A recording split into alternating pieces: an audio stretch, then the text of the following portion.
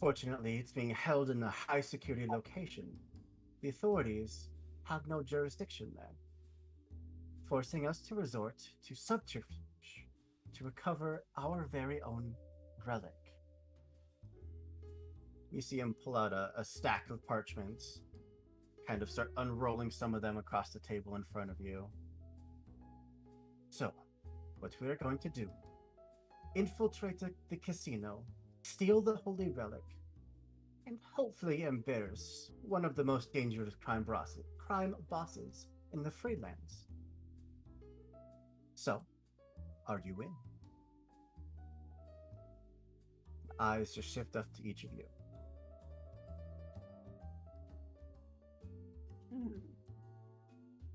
Key is probably going to be the first one to say, "Hell yeah, I'm in," and she just like slaps her hand on the table, like very excited.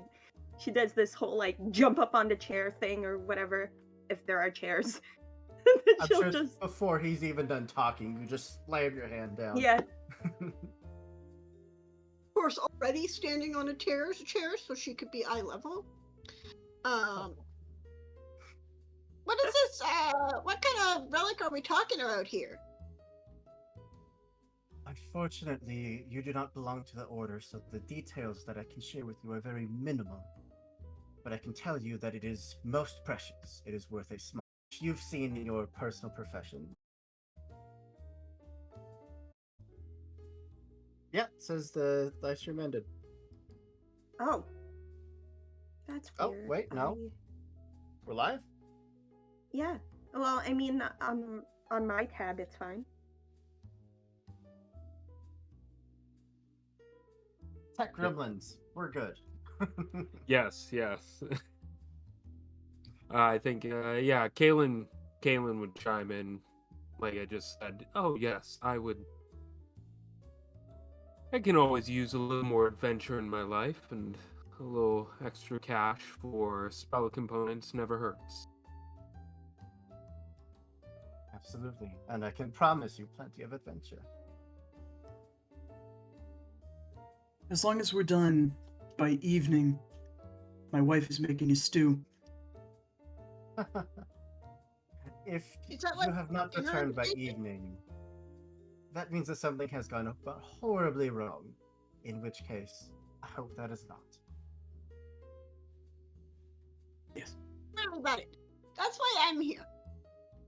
Worst case scenario, I bring up Bitsy. Of course. Some good muscle is always great to have in your pocket. But a few things for me to go over so that we are caught up and you have your best chance to recover this for us. For any of you that don't know, the Tigers, a criminal organization led by the notorious mobster Mr. Big, amassed a great wealth by its smuggling of illegal goods from the Great War. They're the biggest opposition you're going to face once you're inside. Now, Mr. Big does live up to his name, being an abnormally large goblin with an even larger appetite for expensive antiquities. He built the Allure Casino as the Tiger's headquarters and private sanctuary. The Allure is hidden within a deep demi-pocket plane, only accessible with a magically synced membership card. I do happen to have one such card for my many contacts here in the city.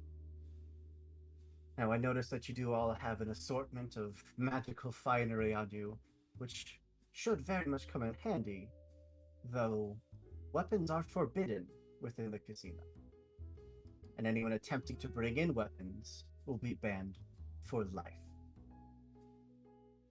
There's also an anti-magic field that encompasses the entirety of the betting area to stop any form of magical cheating. Other security includes powerful golems, were-tigers, and possibly a few surprises that even I wasn't able to uncover. Any questions so far?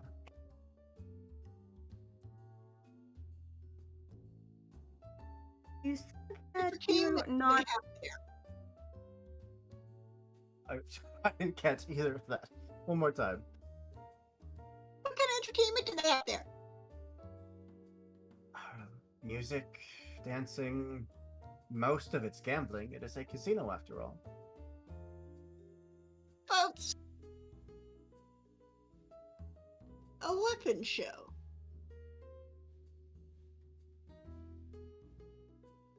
And you were And I saying- am going to activate my my hat of disguise, and my weapon, my Betsy that I'd already taken out, looks like a cheap tinfoil replica. Cosplayer. That's the anti-magic field will dispel that immediately should you happen to enter it. You said the betting area, right? Is the theater within the betting area? Yes, a vast majority of the casino is covered in the anti-magic field. Well, that's troubling.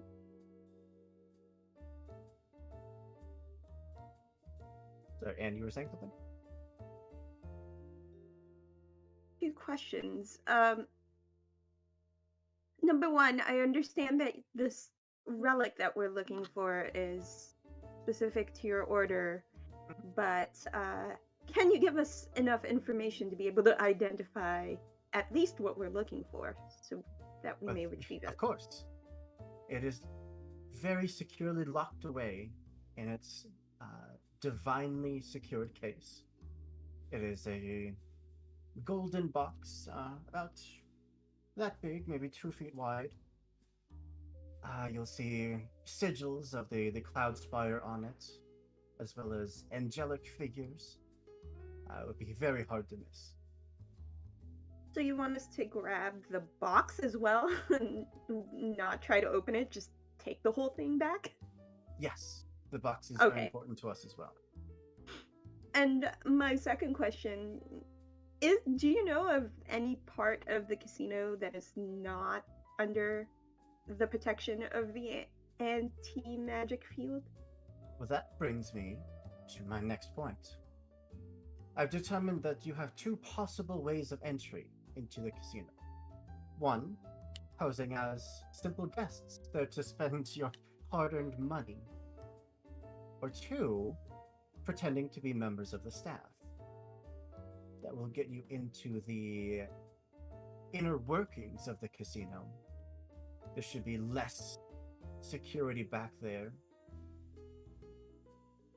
Although, if you do decide to be a member of the staff, that means no magic items at all would be allowed. You'd have to meet up with your companions afterwards to get your magic items back. What about security staff? They have a very tight grip on their security, and unfortunately, I don't believe that any of you are were-tigers. Well, I got my idea. Not the last time I checked. So, he would kind of roll out another set of scrolls, giving you like a small list of some of the possible staff that you could impersonate. Does anyone have any inclination to try to be a member of the staff, as opposed to just sneaking in through the front door, or walking in through the front door? I mean, I'd like to look for someone to impersonate in the kitchen staff. Like Yeah, yeah, like specifically yeah, behind the scenes, so I can sneak around. most See of the if I staff can get spends on time working in the as kitchen, so you'd be fine. Yeah. I want to see if I can get on as like a strong woman act. Well, I can't add any sources of entertainment.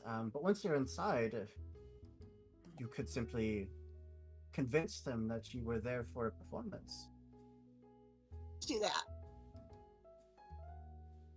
So, I think the only person that wants to be a staff member is Sparky.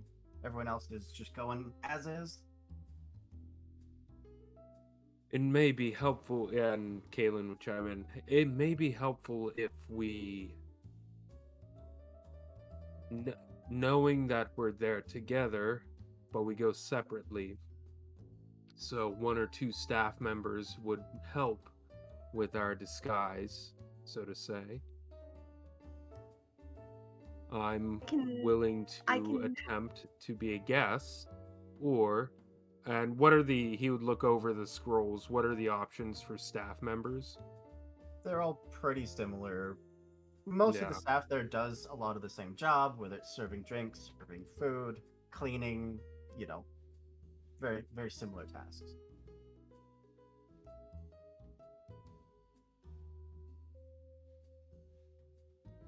What do you, I'm and he would look to Xerxes. What would you prefer?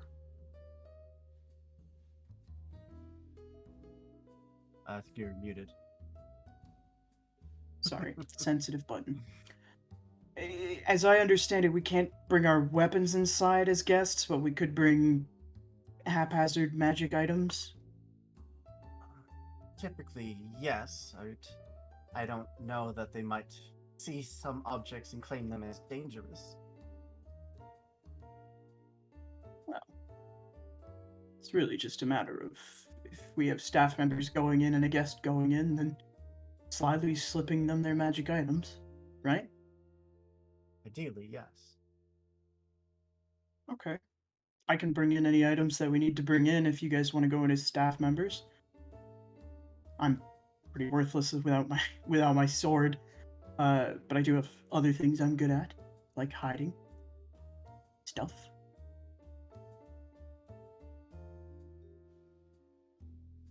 Kalen So- would Now, pull off his if your weapon was ring and really hand it to small, you. Yeah.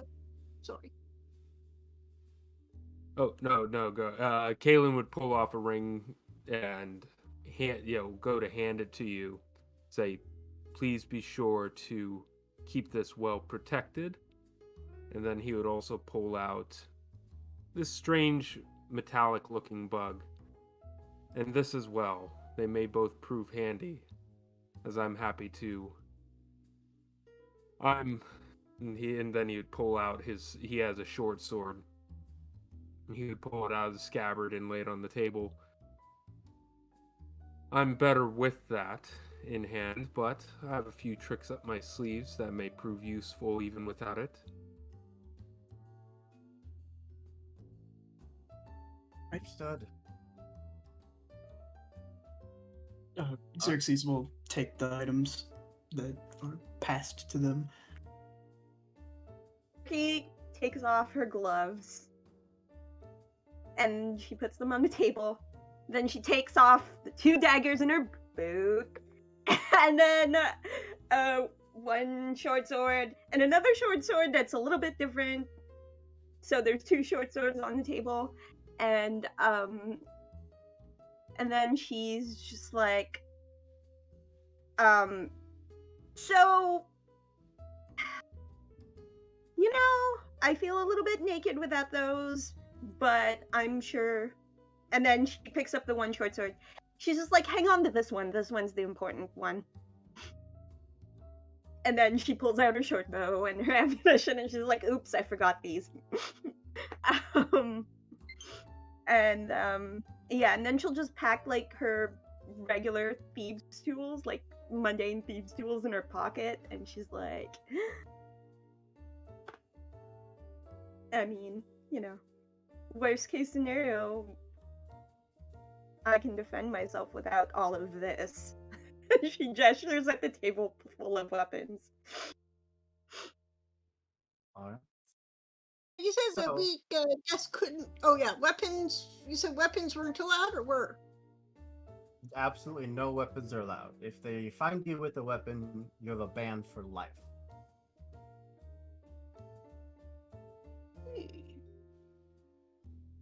If they find a weapon, Yes, if you are found trying to bring in a weapon, you will be banned for life.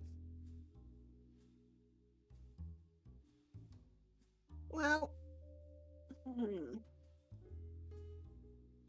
hmm.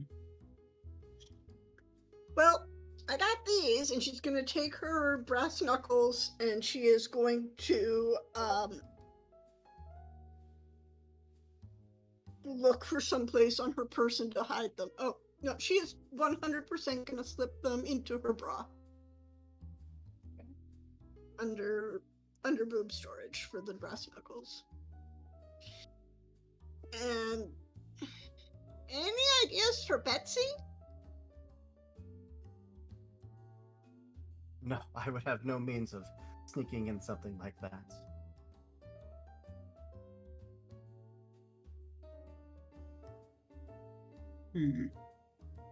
I gave my short sword Do to. they have a place to check your weapons, like at the gate, or? Yes, they do. And is that handled by the Were-Tigers? It seems to alternate. It could be a Golem, it could be Were-Tigers. Depends on the date. Just wondering, like, is that one of the staff jobs that we could get? Oh, no. Unfortunately, anything to deal with security is purely given to the Were-Tigers. Alright. And I assume that area where you check your weapons is covered with the anti-magic field? I don't believe it is, no. Okay. Interesting. So, it sounds like we have 2 that are going to be impersonating staff members and 2 that are going in through the front door. Don't forget my sword, and she she makes sure to hand Xerxes the magical sword. Yes, I will check this blade at the front. Alright. So, for And the if 2 of you don't mind sparing one of your daggers, we might No try and, if you want to attempt checking that. Otherwise, I can see if I can find something suitable in the kitchen.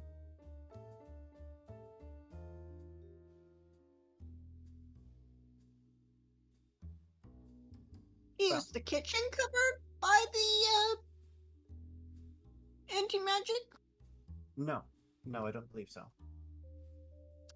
Well, and I don't like doing this. Why don't I give the kitchen worker my hat, and you can use it to make the daggers, and I'll give you Betsy. You can take Betsy and make them look like kitchen knives. I'm gonna look at Betsy, and I'm gonna go, Which, for reference, is a great axe. Probably a good, 2 feet taller well, than a great axe Archie for is? an. Well, Well, I same size mean, as the door, so it's almost 3 feet tall. Yeah. Yeah. she looks very not confident. She has a strength of 8. She doesn't carry big things. She's just like, I appreciate the offer, but I'm not equipped to handle Betsy. And you could, well, yeah, because we can't have that. So I would have to get you yeah, that wouldn't work. You can go in with whip. I mean, I have. Yeah, we're gonna have to somehow take out the security guy. Well, I will give you some time to think of that, while the 2 of you that are going to be impersonating some staff members, I'm going to need some rolls from you. Okay. Okay. So, first, I either need a wisdom survival check or an intelligence perception check to either track down your chosen staff member or to be able to spot them out in a crowd of people. Wait, intelligence perception, not wisdom? Intelligence Rip. perception or wisdom survival. Okay, hold on. Okay. Okay, perception is with wisdom. Can I change? Will Foundry let me change it to intelligence? I don't know how this works. If it doesn't, we'll just manually adjust to whatever the difference in your stats is. Okay. Okay, there we go. I just rolled it. Did it roll? And It that's is. also going to be a +4 Oh from no, his I can actually intelligence. change it. Hey, You can actually change it. It will pop up before you roll it. look, you found her being all cool. Yeah, okay, so just a normal roll? Mhm. Also, I should probably send that as a public roll, right? Okay. Doink. Let's go. Kaylin with a 19 and Sparky with a Uh, 15. Yeah. Well, and Kalen, that's actually going to be with his wisdom, his +0 to wisdom, but he has a +4 to intelligence, so it'll actually be a 23. So you rolled a 14, but it gave you a +5. Yeah, because Oh, but it didn't add to intelligence. he has proficiency in perception. Yeah. Understood. Sorry, I should have clarified that. He's got proficiency in perception to begin with. All good. Yeah, the two of you crush the DCs for that first check. Whether it's no, it's both of you just kind of scanning, having an idea of the daily activities of these staff members, picking them out of a crowd. Next, I either need a dexterity stealth check to follow the staff member to their home, which is very, very iffy, or a charisma persuasion check to convince locals to kind of guide you to where they live.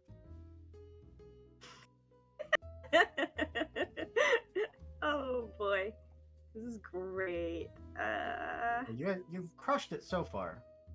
No, I think it's funny. Also, I'm gonna go with stealth. Stealth. I'll Yeah. attempt the persuasion. Of course, our 'Cause- rogue has like a +18 bonus to stealth. No, it's just a plus Yep. 13. Okay. Woo. So that was a 31 stealth and a 21 persuasion.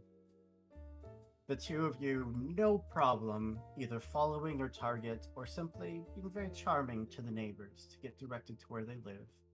You find your quarry, you find their home.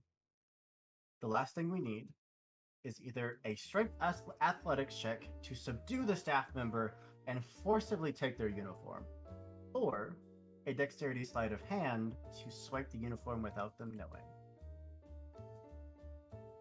Cool. I'm You going to- love this for me, sketchy criminal activity.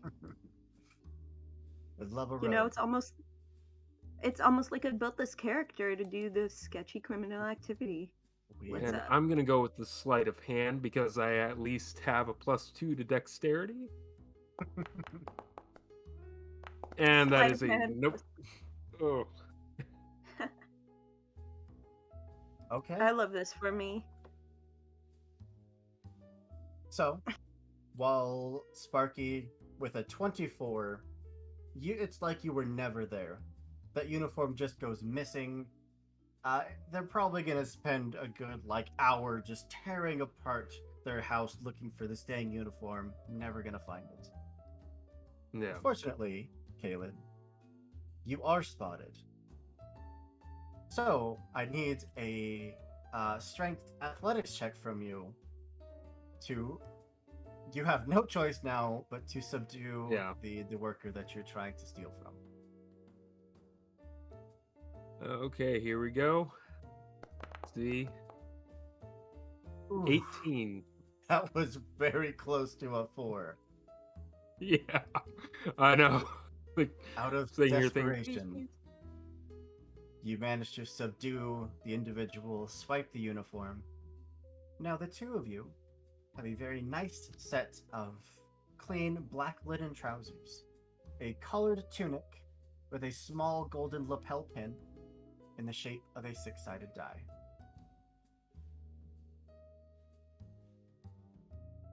Jump over to some heist music.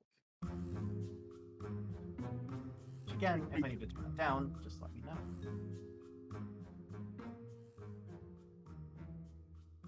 So, with a plan set out, unless there's any final questions or anything you need to take care of. Perfect. With the plan in motion, the monk quietly and calmly leads you down through the back alleys of the city, down what feels like a maze. The music is too cheery. Less cheery. There we go. Leads you down a back alley full of a maze-like path, finally stopping at a simple wooden door, the dark, dead end of the street. He nods to each of you, takes out a thin piece of metal from his pockets, and says, "No rebel." As he presses it against the doorway, in just a split second, the wood melts away into a swirling pool of light. It's time for you to roll some dice. Good luck. May Sterling be watching over you. I await your return. The gate is open for you. Who would like to go in first? You don't have any other ideas, eh? About how to. Yeah. Worst comes to worst, I'll just punch him. Boone will go in next. She'll hand over her dagger and Betsy her great axe. Well, Uh, first, Counter. is it the two guests that are going in first, or are you all going in together? Oh, in that case, If yeah, that's I not- imagine. Yeah, I imagine Kalen, if that him being with everyone, he would go in first, probably right beside Sparky.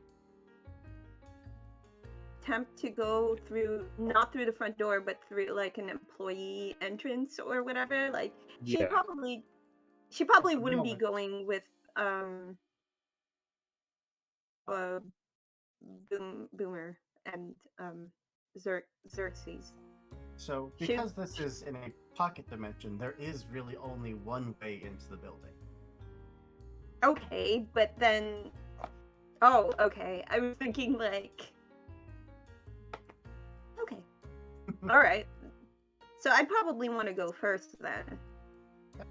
So it sounds like I the think two masquerading as employees are going to go first. yeah. All right. As the two of you step in, you feel that pull of magic, like your body and your mind are just being stretched out to an impossible degree and then slammed back together as you step out into the other side. A very brightly lit hall with long green carpet and a surprisingly strong citrus smell greets you as you step out the portal. The sound of music and laughter drifts through the open marble doors at the far end of this hall, past two blank-faced humanoid constructs that flank the doorway. Another, much larger construct, dressed in a similarly pressed outfit to yours, stands behind a window set into the western wall. A metallic voice rings out, just an automated response from this construct. Welcome to the Allure Casino, where every day is your lucky day. Please leave all weapons with reception, and I will see them safely stored until you are ready to leave.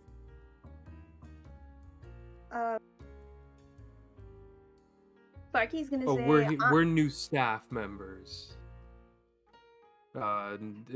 Where would be the best place for us to go so that we can go ahead and start working for the evening? One of the smaller constructs beckons you over to them, and I can actually move you over to the map so you can get an idea of what we're looking at.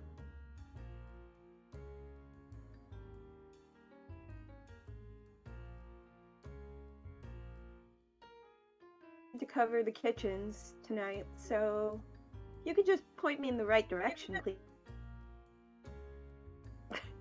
Bam. You should all see the map, at least of the reception area in front of you. Mhm. Um, I'll keep Xerxes and Boomer back a little. But the two of you are beckoned forward to the guards. They look through the list of staff members. One of them in a similarly monotone construct voice. I don't see you on the list of staff tonight. Oh, that's strange. We just got the call this morning. A couple of the staff members apparently called in sick, and so we came in. Right. We have been short-staffed.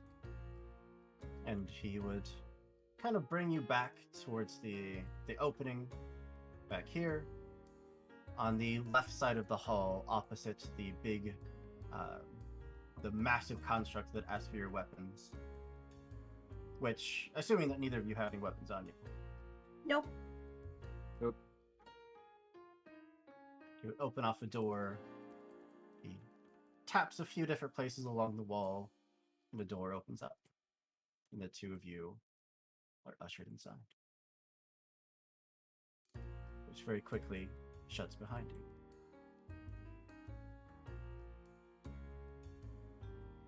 Now, as the door shuts behind you, you notice that you're standing in what looks like a storage room. It's got a whole array of numbered lockers and cabinets around down almost the entire length of the room. This is probably where they hold such weapons and items for guests while they're at the casino. Is there anything the two of you would like to do before we jump over to your companions? Is this... Sparky's gonna open one of those lockers, or try to open it. Like, is it locked? Definitely locked. She is going to pull her mundane thieves tools from her,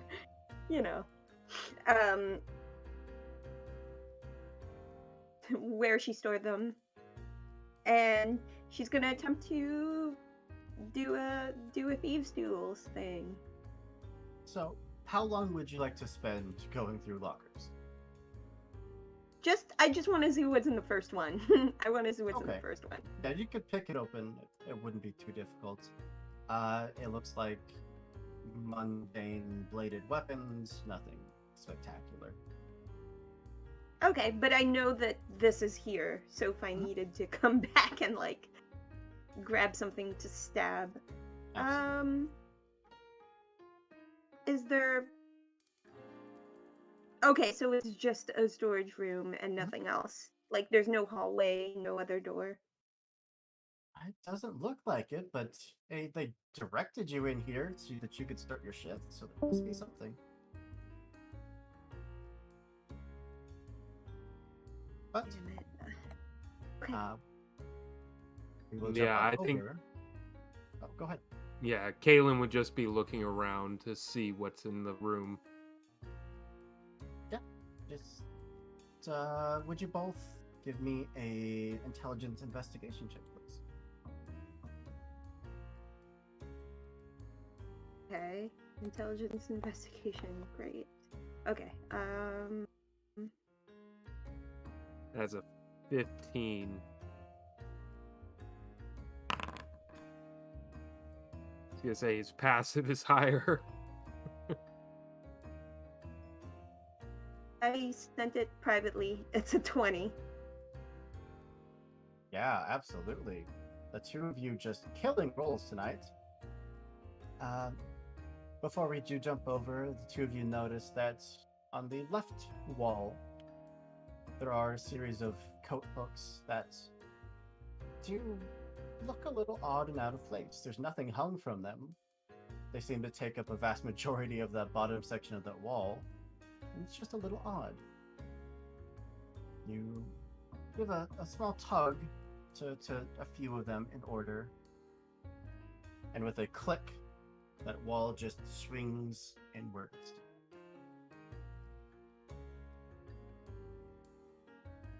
And with that, we're going to jump back over to... we are missing one at the moment. They're trying to get logged back in. But at the very least, your two regular guest companions come strolling through the portal. The two of you are given the same speech of, "Welcome to the Allure Casino, where every day is your lucky day. Please leave all weapons with reception, and I will see them safely stored until you are ready to leave." Yeah, Xerxes will approach the counter, offer up the weaponry that they were given. Is there a door or anything in this little booth that might lead to the back halls or anything behind this guy? Nope. It looks like this is just a little cubby just kind of built off the side of the reception area. Okay. In fact, you're not even sure how this massive construct fit in there. They may have just built him in there. Okay. He's wearing a suit though. Mhm. Okay. While handing over all of the stuff that they were, all of the weapons that they were given, keeping the magic items on them, they're going to, if they can, they're going to attempt to cast Pocket Plane, which I believe is one of the new spells. Oh. The target must succeed at a Wisdom saving throw, and I will go ahead and, if I can, click this into chat. But basically, on a failure until the spell ends, I can reach into my own pocket bag or purse and gain access to the coins, gems, or anything else that they might have on their person or in their pockets. And so that construct gets a Wisdom saving throw. Yes. DC 17. That is a 19. Okay. What are the components of the spell? Just a verbal component, so they're making small talk. Okay. Are you trying to disguise this? Because typically the verbal component is like speaking loud and clear your incantation. So you're trying to disguise it as just banter, just small talk. Yes. Yeah. Okay, yeah. Would you make a deception check, please? I sure would. I would love to. Thank you.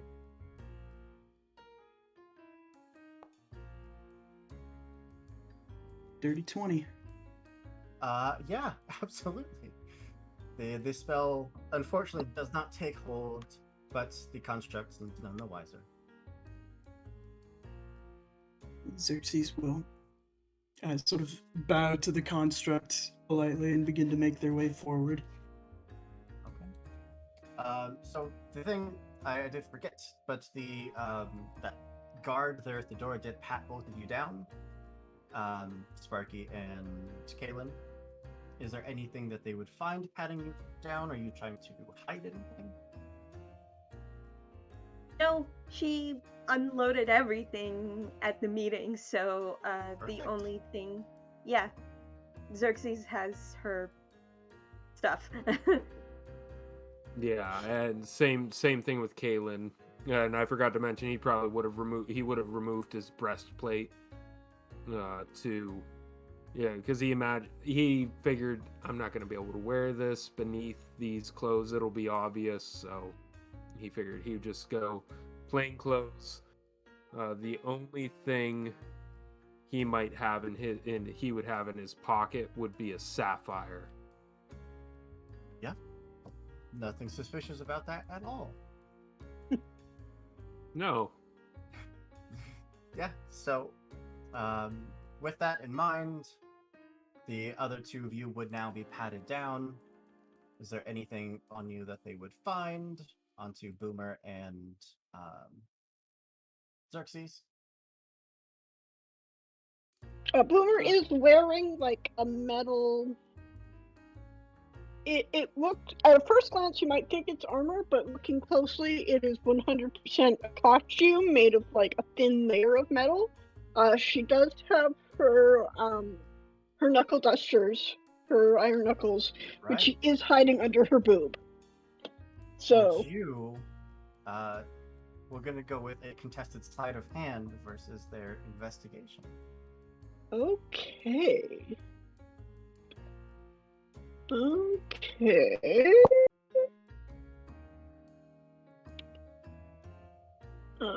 Sorry. One second, sorry. No. My, Oh, yeah, y'all, I need a new laptop. I guess it's fine. I got a 3. You got a natural 20. Yeah, Yeah. it's right past the detection. So other than that, Boomer's got nothing on her. Nope. She would have surrendered Betsy at the weapons check. Perfect. And Xerxes, would they find anything? They find a pair of gloves, they find a bug, they find a compass, they find a small pink stone. No weapons, just some inconspicuous items. Yeah. That is perfect. So the pair of you would be led into the casino floor. Now, you know what they say about splitting the party. You should always split the party.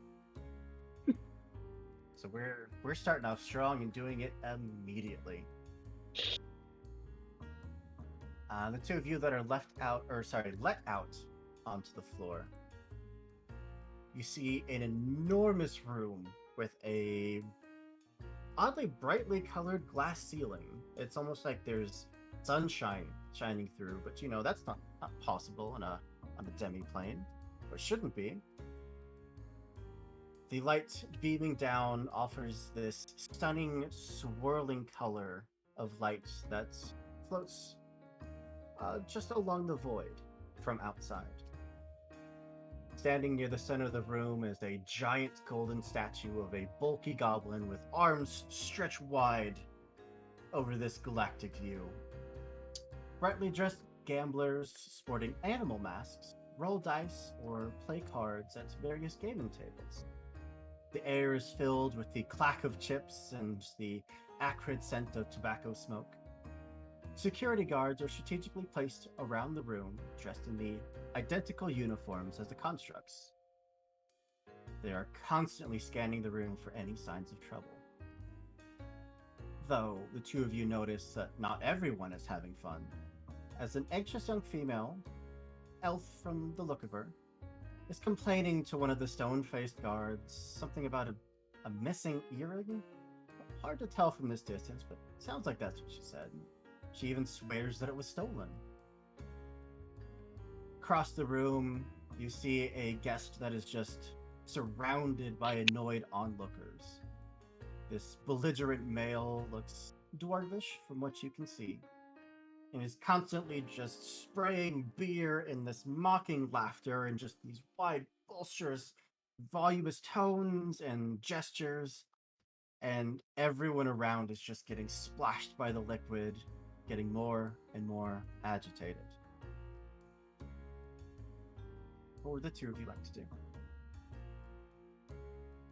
Well, I think Boomer's gonna try and stick to her plan first of all. Gonna look for a member of management to try and get hired on as a strong nomad. You see guards.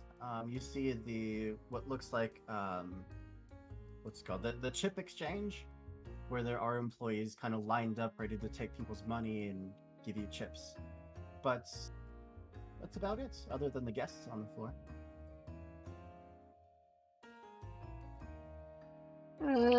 You got any ideas? I've got a few. What you thinking? Well, that woman over there is upset. That man is belligerent. What I'm thinking is, they probably don't like violence or ruckus too much, and if he's too drunk, we could probably badger him into swinging at one of us, move the security guards away from the stairs. Oh, I'm great at being belligerent. By all means. Noodles will saunter up to the dwarf kind of casually. Hey! You know, some of us are just here to enjoy our night. You're being kind of loud, buddy. The dwarf, with just a big old cigar in his mouth, just whips around to look at you. Oh, I'm sorry. Am I being a bit loud for you? How's this? And just takes a big swig and then just starts absolutely just cheering at the top of his lungs, swinging the remainder of that mug around and just splashing everyone, including you, in the dregs of what was left of that beer. Man, you know, here, I thought you were a dwarf, but it's nice to meet a fellow gnome, because I know no dwarf would ever be so disrespectful with their ale. Make an intimidation check, please. All right.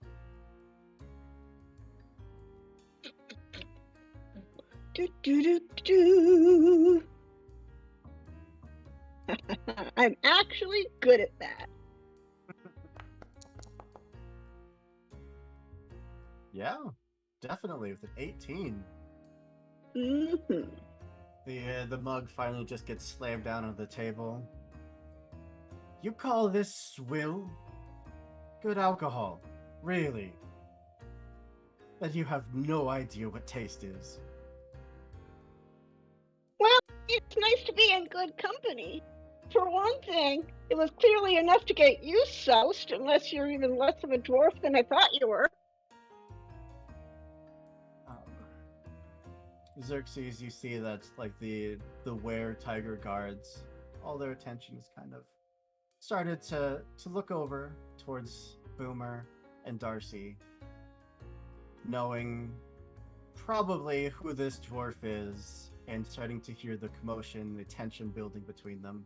Would you like to do anything while this is happening? Quite what I had in mind, but are there any doors around? Yes, off to your right, it looks like there is a door. Other than that, up the stairs, there are doors, as well as at the very tippy top of the stairs, there's a big golden archway that looks like it leads to some other part of the casino. But there are guards posted up at both, like, curving stairwells that lead up to the top. Does this door on the right here have any label on it? You see a symbol that looks thinner, that looks more feminine, a symbol that's more burly, looks like a big old wide goblin, probably their way to symbol bathrooms.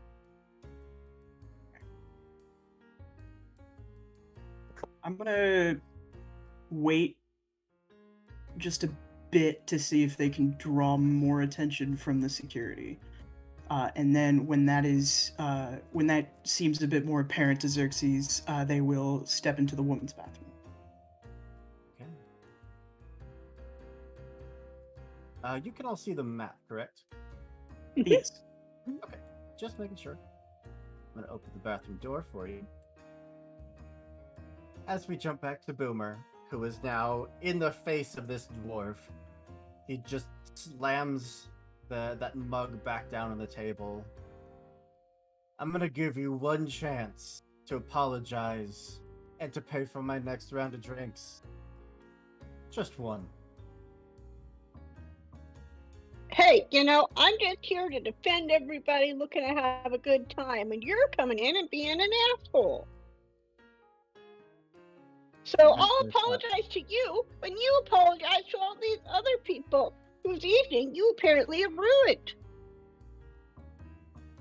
Just Maybe nods, starts to look around, and is going to take the mug and try to bash it over your head.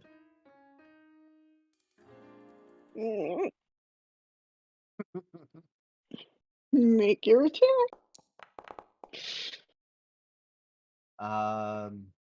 That's a 6 plus. Oh, I guess I could have just rolled from the sheet. Because everyone has a character sheet. That's a total of 12. I don't think that's going to hit. Nope, that will not hit.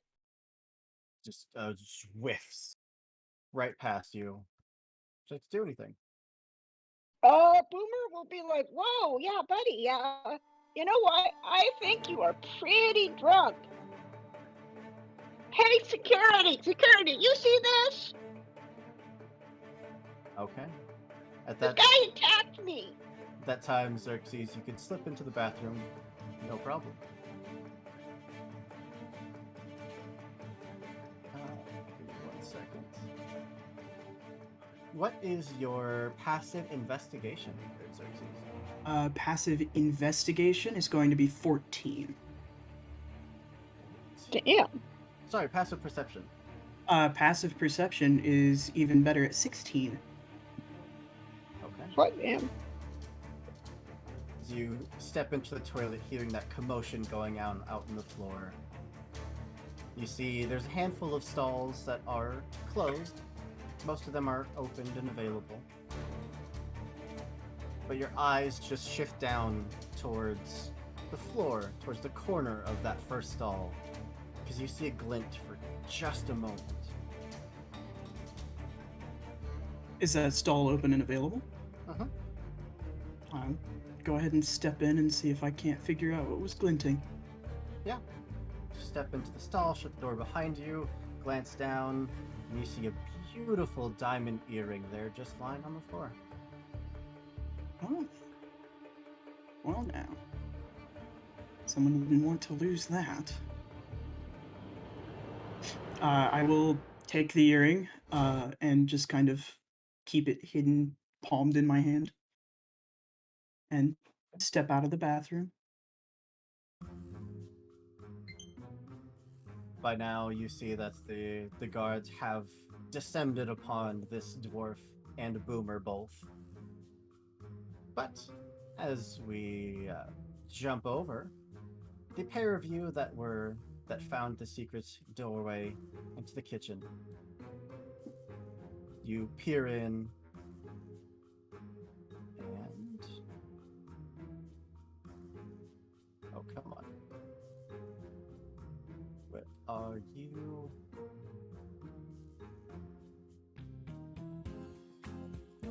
Give me just 1 second, because there are a lot of maps in this adventure. Like, holy crap. There it is. As the two of you step through, the scent of deliciously prepared food mingles with the sounds of clashing silverware and bustling staff working on getting drinks and food out. A pair of dumbwaiters sit at the far end of the room, open with serving trays currently being pulled out of them. You see a burly male wearing a bright red uniform standing at the center of the room, just barking out orders left and right to keep the staff constantly moving. A small staircase leads up to the platform above the room to a thick iron-bound door. The moment that you both step in, that individual in the red coat, just the head whips over to you. You two, what the hell are you doing? This isn't break time. Get back. Wait a minute, I don't recognize you. Oh, our apologies, sir. Master Chef. We Chef? just arrived. No, I'm the steward. What are you, new? Yeah, Actually, as it we happens, are. Damn it. I knew we were short-staffed, but this is ridiculous. Alright, what are you good at? Come on, hurry up. I am good at I'm serving. pretty good at in the kitchen. Great. It's almost like that's what they probably hired you for. Mm-hmm. And you, String Bean, come on. Yes, sir. so sorry. It's true. He is. He's thin as a rail. You know, he's That's about probably amazing. 6 feet tall, but just scrawny. I'm a terrible person for laughing. I'm sorry. I'm a terrible person, but I don't regret it. He gestures up the stairs towards the kitchen. All right, we got this floor covered at the moment. See if you can get up there, help them with anything. If the chef kicks you out, I don't know, good luck. Try not to get burned alive up there. Okay, see ya. course. And she just goes all. She just runs up the stairs. Oh, and yeah, if they don't have any work for you, don't worry. Toilets haven't been cleaned in a few days, so we'll put you to work. She's already gone. Already gone. Missed a bit about the toilets. Once you hit the top of the stairs, that massive iron door that separates the kitchen with the staff service area, you can see it has runes just all along it. Even if you don't have any magical presence, which I think both of you have plenty of magic, this door is radiating it.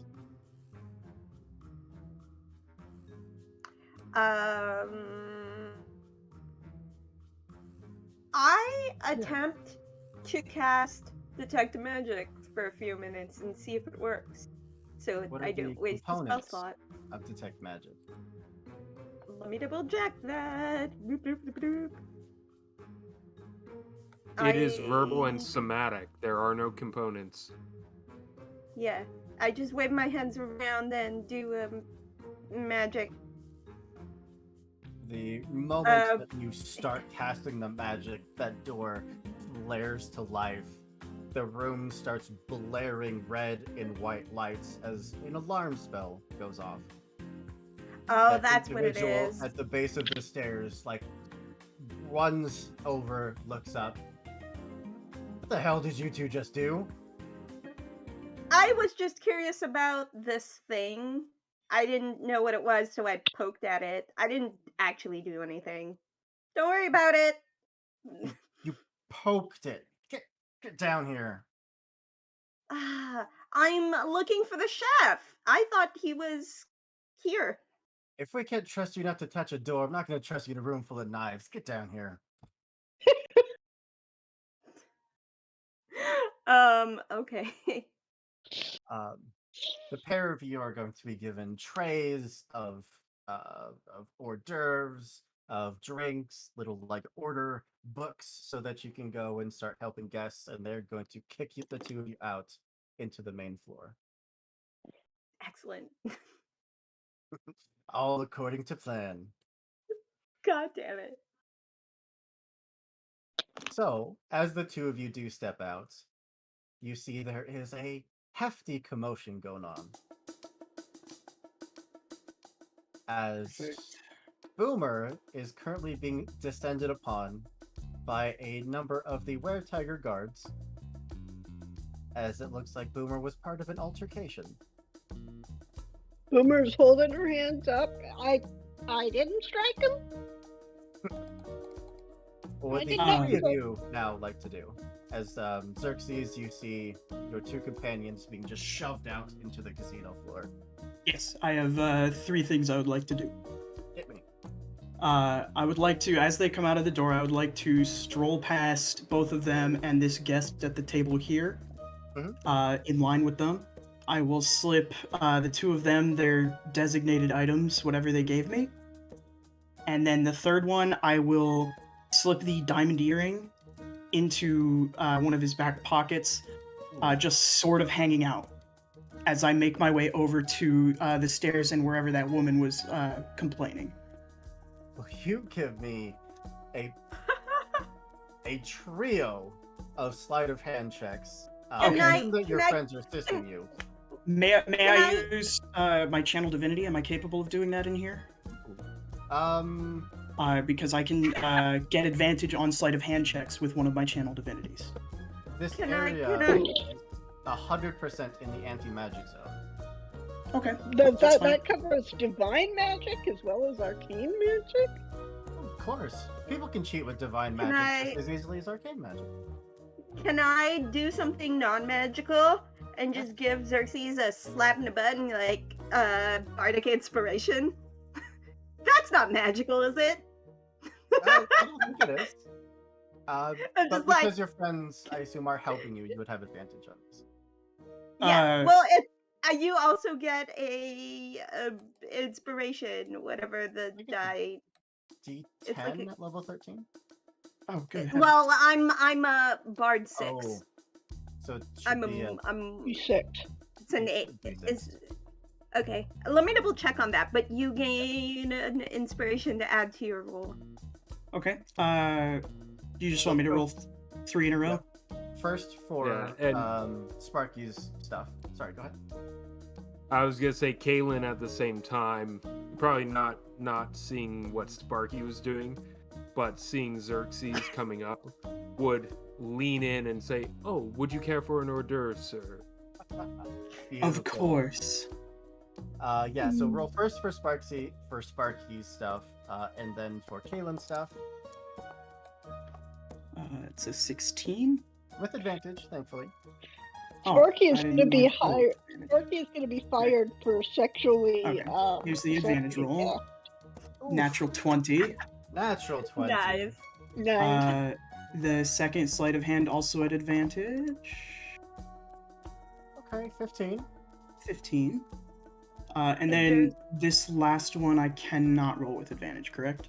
Correct, because the patron is definitely not helping you to frame them for theft. Hold on a sec. Yeah, Oh. my bardic inspiration die is a D8 actually, not Okay. a D6. I'm It's gonna opt to add a D8 to that. Good call. Nice. For a total of 15. You are going to just hit the DC for both of them. Did it work? The diamond earring is slipped into the patron's pockets. I would like it to be just visible. So what all did you hand Sparky and Kayla? Whatever Sparky's magic item was that they handed over to me, and then I believe Kaylin's magic item was the bug, correct? Yep, the bug and a ring. Oh, and the ring, and then Sparky was the gloves. Yeah, I would yeah, I also gave you my magic weapon, but don't worry about that. I just gloves. The Yeah. weapon is checked, unfortunately. Yeah, no, it's fine. I just gloves are cool. Okay. Alright. Let's go. Then I will begin to make my way to the woman who was bitching at security. Perfect. Yeah, Good are you guys job. doing your jobs? Because I was just having some time, and he took the swing at me. Yeah, make a deception check, please. Oh God, why am I making so many charisma rolls? This is not great, friends. Okay. Let's do this. Oh, that was sitting on the natural 20. Oh boy. Oh. Foundry is awful. I have an Alright, idea. alright. Before they can respond, like, can I see their faces fall and follow it up with more exposition? You certainly can, but they are grabbing you, and it looks like you're being hauled off. Just coming to him because I could see that he was making people uncomfortable. I'm just here to apply for a job, you know, and I could see that he was making people uncomfortable, so I went to get in. And now you're hauling me off like I'm the guilty party? They say absolutely nothing. You feel a pair of big were-tiger hands on you, and they just start pushing you towards the stairs. Is there does this city have like a magical equivalent of Yelp? Something of a bad review. It does now. Although you don't technically exist in any city, you are out of the realm of existence. It's 8:30. It's 8:30. Ang aga pa. Oh. Sorry. Xerxes, you're headed towards the stairs. I will get your names eventually, I promise. Kalen and Sparky. The two of you see Xerxes starting to sneak up the direction of the stairs. What do the two of you like to do with it? I will make as big of a fuss as possible as I am being carried off to hopefully give any other shenanigans advantage. Absolutely. You will grant advantage and also be granted a swift uppercut to the stomach. I've literally taken one for the team, so. Can I do I see this at any like can Absolutely. I be yeah, so I would like to trip one of the were tigers like that are like you know I guess bothering Boomer or whatever hauling them off. I just want to like trip them or somehow trip them up by like walking by with my tray and fake clumsy like bump into them somehow just to be inconvenient. Absolutely. You are being a physical nuisance and a barrier there as Boomer is being hauled up towards the stairs. Caitlin, Also, oh, go ahead. okay. I was gonna say the direction that they're headed, is that the same direction we came from? No. They're being hauled. Boomer's being hauled upstairs. Okay. Hey. I would Public like to set customer service. I would like to sneak around, like follow them in a sneaky way later. Caitlin. I think Kalen would start by milling around with the tray of hors d'oeuvres first, and offering some to to the patrons before proceeding up the staircase after Xerxes. How much longer? Because the window where the stairs are not guarded isn't going to be open for very long. He is going to proceed shortly after, and as if he's about to take the I'm assuming he can he see partially up there? As far as he can tell, he's assuming that that's where the theater area is, and so he's carrying the tray as if he's going to go and offer food to Absolutely. patrons upstairs. So, Xerxes and Sparky, will the two of you roll stealth checks, please? Right before Xerxes will have stopped at the woman, pointed at the patron he planted the earring on, and said, "I couldn't help but overhear man's back pocket." She absolutely just starts glowing, just beet red, whips around, and just starts storming off that direction.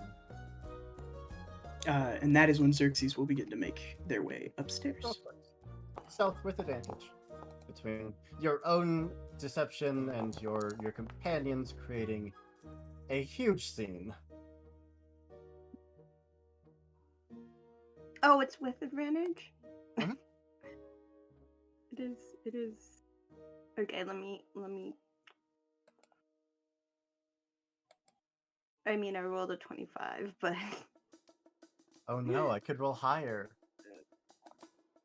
I mean, it would be great if I did, but I don't think I will. Okay, so 25. You manage to slip up, just following right behind where Boomer is getting hauled. Xerxes, a 19, yeah. With the commotion, you were able to just scoot your way up the stairs, absolutely unseen. I'm going to place you in the upper casino area. I can actually place pretty much all of you up there. Thanks to some very good rolls and some very good opportunities. Though, the three of you would see Boomer, who gets brought up to the top of the stairs and then gets hauled off left somewhere.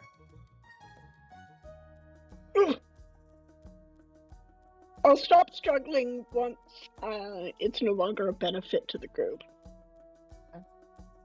You are going to take a total of 4 points of bludgeoning damage from repeated blows to the chest and stomach region to get you to stop squirming.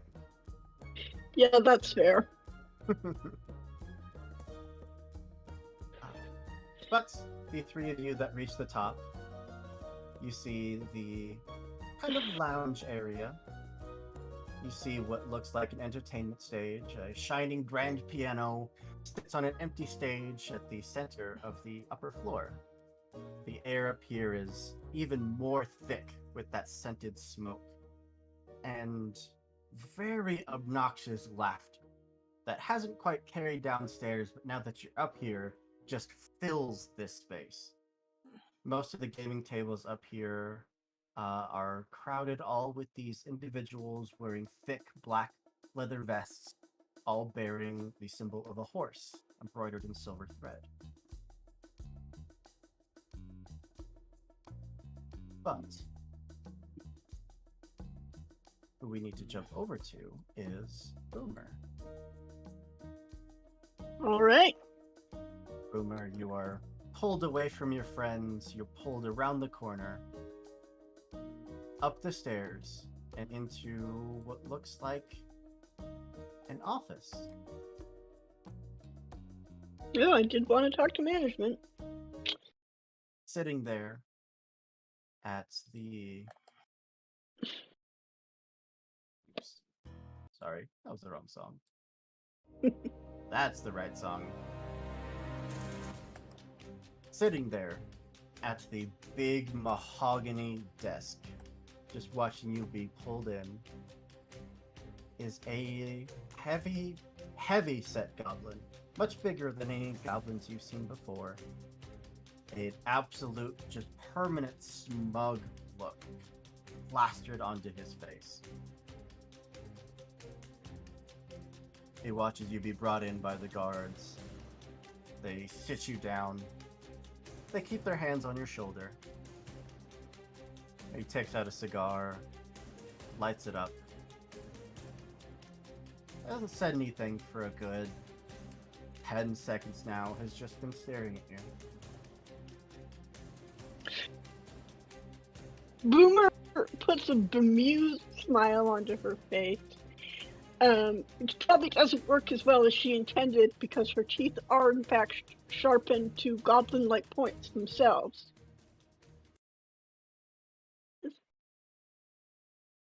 And waits for him to speak. Just calmly smiling.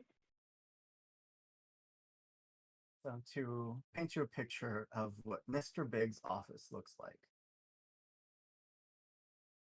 You see dice-shaped golden patterns stretched along the carpet of this luxurious office. Between the oversized plush couch and the massive mahogany desk sits Mr. Big. On the wall behind the desk is an oil painting depicting Mr. Big astride a massive white stallion.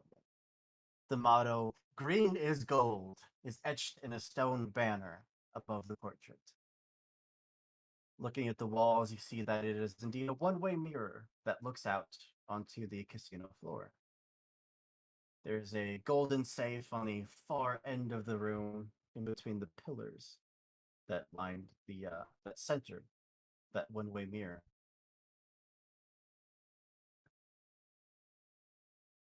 Finally, he does break the silence. So what's your story? Come on, you got a story, I know you do. Everyone that gets hauled into my office does. Quite the opposite. I said I wanted to meet management when I got here, but this was what I was expecting, so very nice to meet you. Anyway, I just got here when I noticed there was some asshole dwarf out on the floor, and all the people around him looked kind of uncomfortable because he was yelling and throwing beer on him. So I go and try and calm him down, and he takes a swing at me. The next thing I know, your goons have hauled me up here. You I'm do providing a public notice, service. like, even just glancing out the window at that table, the dwarf is back, loudly laughing and once again free to spill all the alcohol that he could want. Yeah, Mr. that. Are you kidding me? Mr. Big just shakes his head. You see, I don't know you. I don't know what you're gonna spend. However, that dwarf down there that you tried to start a fight with, he spends a lot of money here. A lot of money. That means he's got some bit of protection, you see. You think that we couldn't have just thrown him out if we wanted to? You know, I mean, as a gnome here, so I got a lot of respect for the little guys. And you see all those people around him. Look at them. They look like they're going to be spending a lot of money here, sir. Down there, I'm not worried about them. It's the big spenders upstairs that, cash my checks. You don't happen to So, know who that is down there, do you? When you just tried to pick a fight with? again, I didn't try and pick a fight with him. That's not what he said. He said he was having a perfectly pleasant evening, and you came over and started throwing insults. You don't take Like I kindly to said, that. sir, I was just trying to get him to calm down a bit. And I believe that you're probably telling the truth. Unfortunately, You don't he's give a got more damn. money than you do. I mean, you don't know that. I just got here. And she's 100% gonna give him a flirty little wink. He no way returns it. Okay. He just laughs. You ever heard of the Ebon Edge? A less than reputable, less than legal defense force here in Haven. DM, have I? You probably would have at least heard of them. They're the cops that show up when the official cops can't. Rings a bell. I've considered applying for him a time or two. Yeah, that's the captain. Hmm. Captain Darcy Lannister. Always gets drunk, always blows a whole bunch of gold here. Love to see him. Now, I'm not a business person such as yourself. But how do you know he ain't gonna turn off some of the other customers? The ones that might head upstairs. He more than makes up for it. This isn't his first night here. What about the other, like, new ones that might be? Like I said, I got a coin or two in my pocket, but I don't know if I'll be spending them after getting hauled up here. Oh no. What will I do? Smart guy. Well, I thought you might want to change up your entertainment. She'll lean back in her chair. She's complete. The were-tigers, I assume, still have their paws on her shoulder, and Absolutely. she's just going to ignore them. You know? I thought I might provide a different kind of act for the entertainment. I'm not. You ever heard of a strong woman show? Yes, I have. Well, you're looking at her. People are real impressed at the kind of stuff I can lift. All right. I mean, worst case scenario, we lift you up and make you a pinata or something. Well, why don't you let me ring? Well, there was a lot of these guys and I didn't want to cause a fuss with them. Why don't you let me wrestle one of them? I'll show you what I got. Looks at the two were-tigers. Think you two heard that right? Our spicy little guest here wants to go out back and wrestle. No, Let's back. take her on Oh, out of here. front. She's gonna point. Did she see? Did I see that stage as she was being hauled off? There's a stage out there. Make a proper go of it. Put some money down. Make a perception check, or not perception, persuasion. I gotta stop pretending I got charisma. The barbarian's gonna talk you all through this.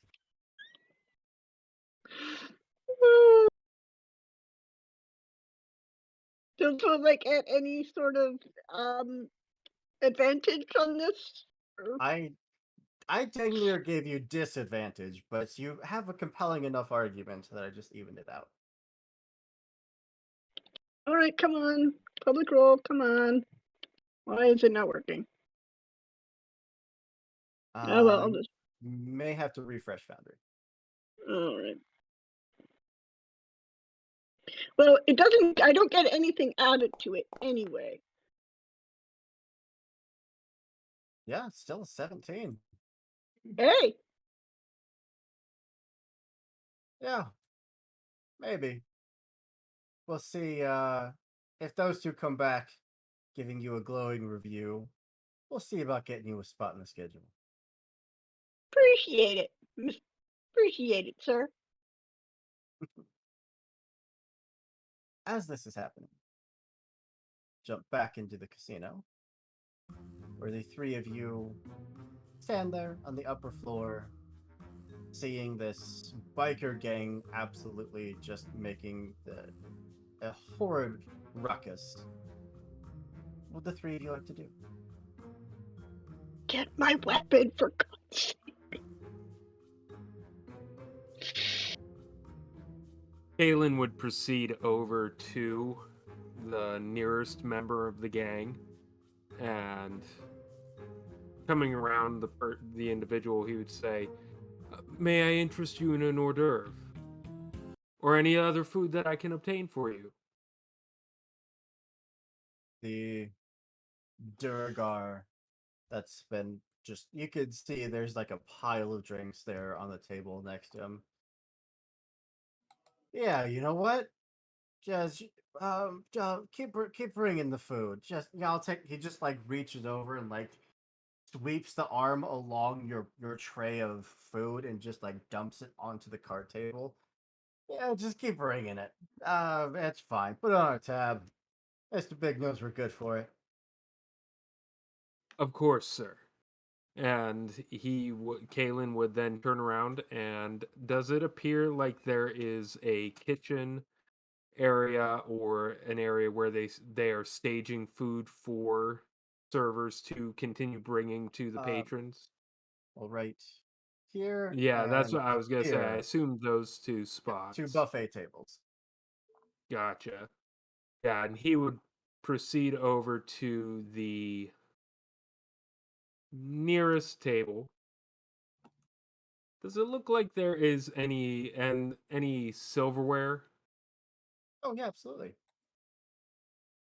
He would go ahead and grab some. He would refill his tray and then put some silverware on the tray as if he's going to take it over. Then as soon as he turns around, and are there any of these other tokens? Are they additional security? Yeah. So what you're seeing up here is either employees, which are seated at each table, the Duragar bikers that are currently gambling, or the Were Tiger mobsters. Yeah, he would grab a couple sets of silverware to put on the tray and then proceed back over to the original biker. Absolutely. Here you go, sir, and I brought you some silverware as well. The complete disregard for your presence is almost like a 180 shift. At that moment, he could not care less that you're there. There's not a single word that you said just registered into his brain, as he's now focused on the cards and just loudly shouting at the other Durgar at the table. At that moment, Kalen would then go, "Well, feel free to flag me down, sir," and then turn, and as he's turning, he wants to pocket one of the knives. Yeah, no problem. All right, Xerxes, Sparky, what two of you like to do? I don't actually know. Did I see where Boomer uh, Mhm. got hauled off? Could I have just eavesdropped on the thing, sneaky, and heard Oh, things? you're gonna sneak up to the L- door. Yeah. So I would certainly tell you that you could kind of like get to the edge of that buffet table there, look Could around, it? Could it? and see another massive, just hulk of a construct at the end of that hallway who's just glaring at you.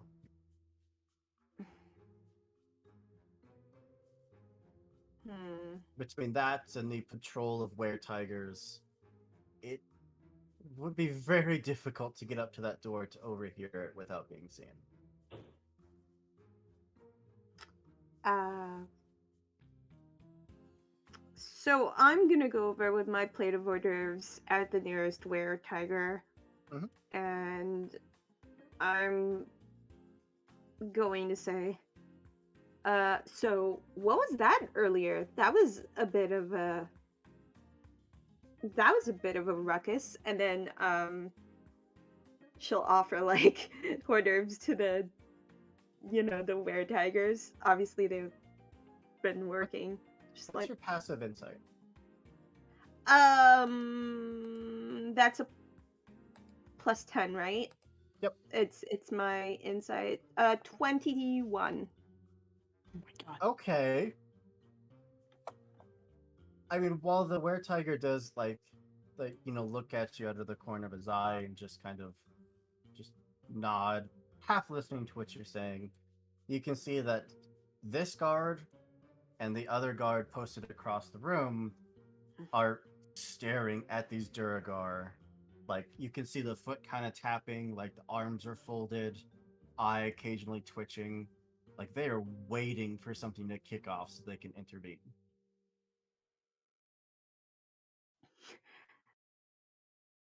And she'll just change her tactic and say, you don't like those guys, do you?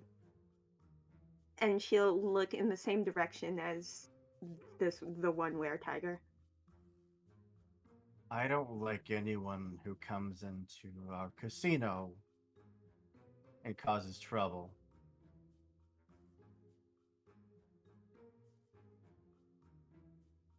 So what's their deal? What kind of trouble are we talking here? Can't you hear them?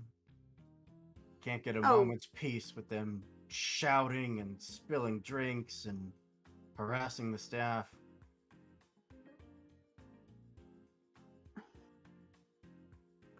well, I'm just doing my best, and she'll, you know, she has her trace, like, um, you'll work better if you get a little bit of a snack, and she'll, like, offer the hors d'oeuvres. Just, like, grab a bite. I won't He tell would anyone. politely but forcibly decline. Okay.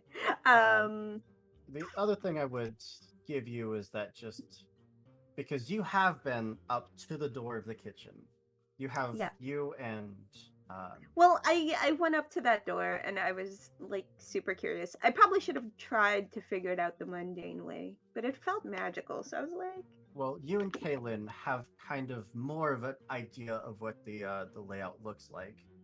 yeah. And you could probably reach the kitchen if you followed that hallway off to your left, past Mr. Big's office. Okay. I'm gonna But go to the kitchen. I'm gonna go to the kitchen, man. Xerxes, Uh, I guess first things first. Do we know anything about the Dorgers? Are they a known group in the city at all? they are part of a gang known as the Stallions. Um, they aren't particularly liked. They are fairly brutal, but they seem to make a lot of money and are spending a huge sum of it here tonight. which is the only reason why they are still allowed to be here.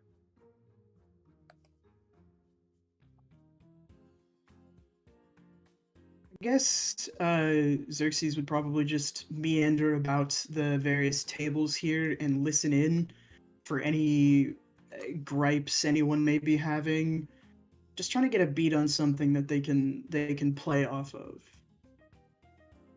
Make an insight check. Oh boy. I get +1 to this. Beautiful. 15. More Dang. than enough.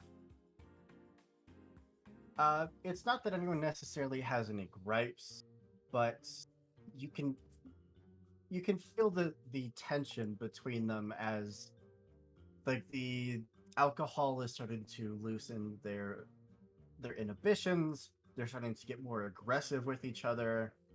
There's a few times where a pair of them will start to stand up like getting ready to brawl, then another one just says, "Yeah, sit the hell down."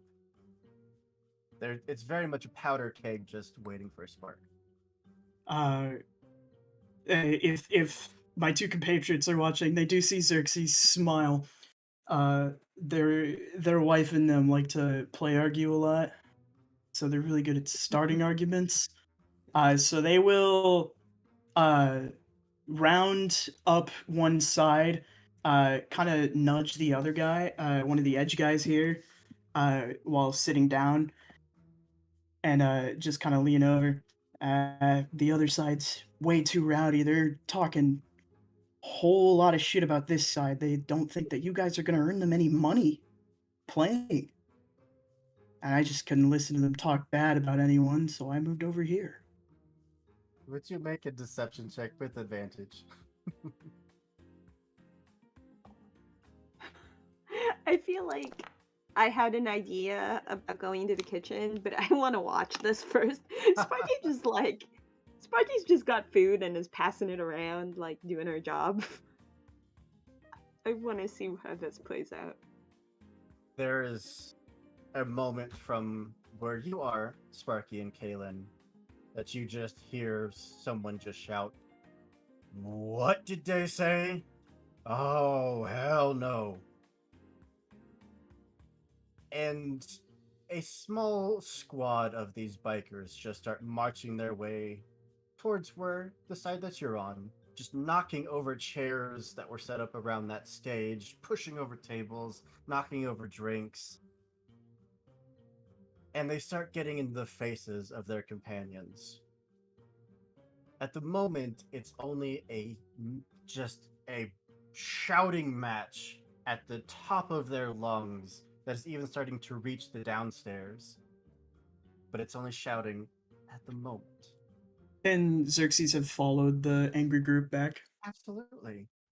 Uh, in the midst of the shouting, Xerxes will go ahead and pipe up behind, like as far behind one of them as he can, and just shout, "You don't smell very good tonight either. Maybe that's why you're playing so bad."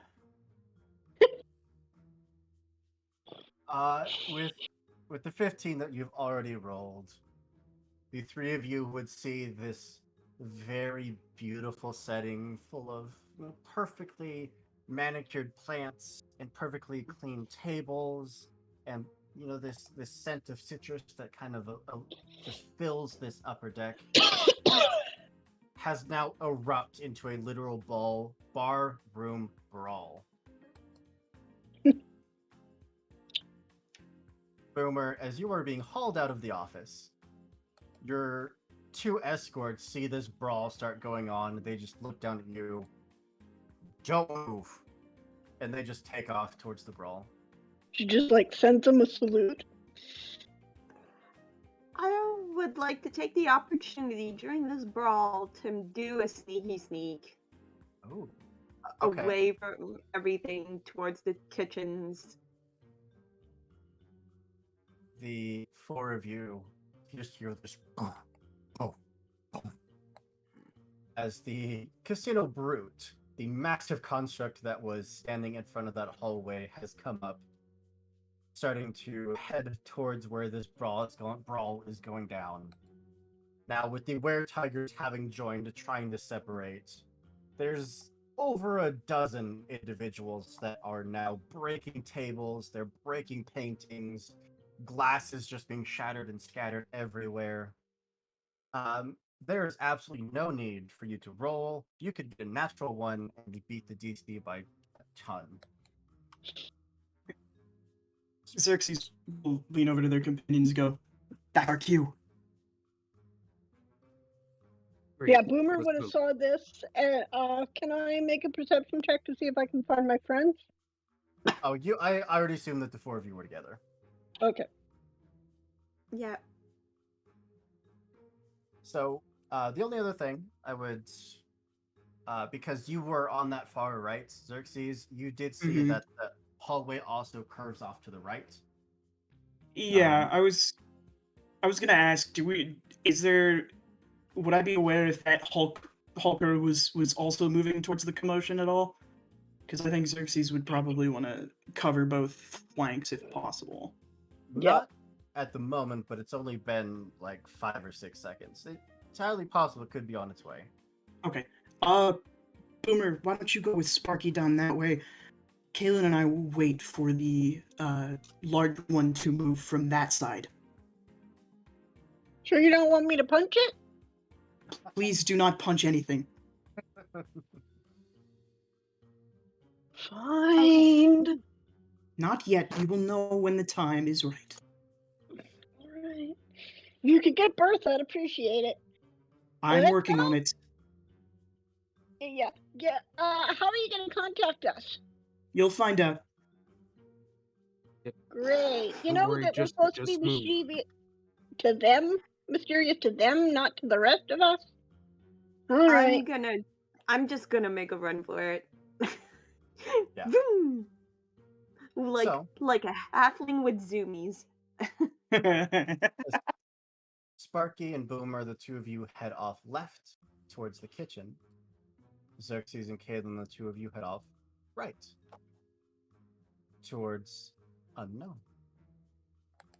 And I feel like that is a fantastic place for us to stop and take a quick break, just as long as our tech is ready for us to do so. All right. Well, give us just a few minutes to grab a drink, stretch your legs, do what we gotta do, and we'll be back for some more heist shenanigans.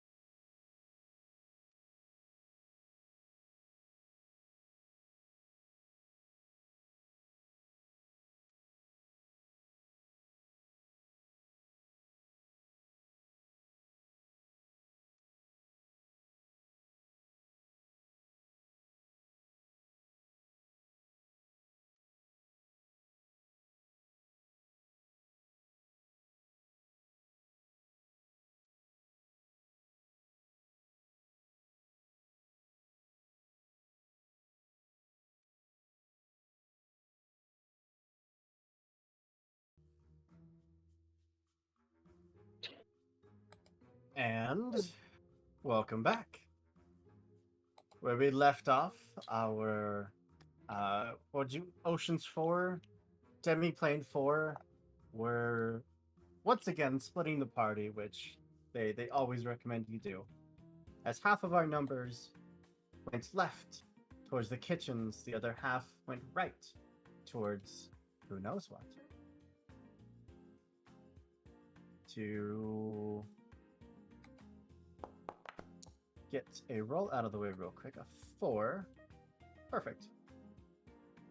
The fight behind you is still very much in full swing. The guards have now joined. Those massive constructs have started to just pull people apart.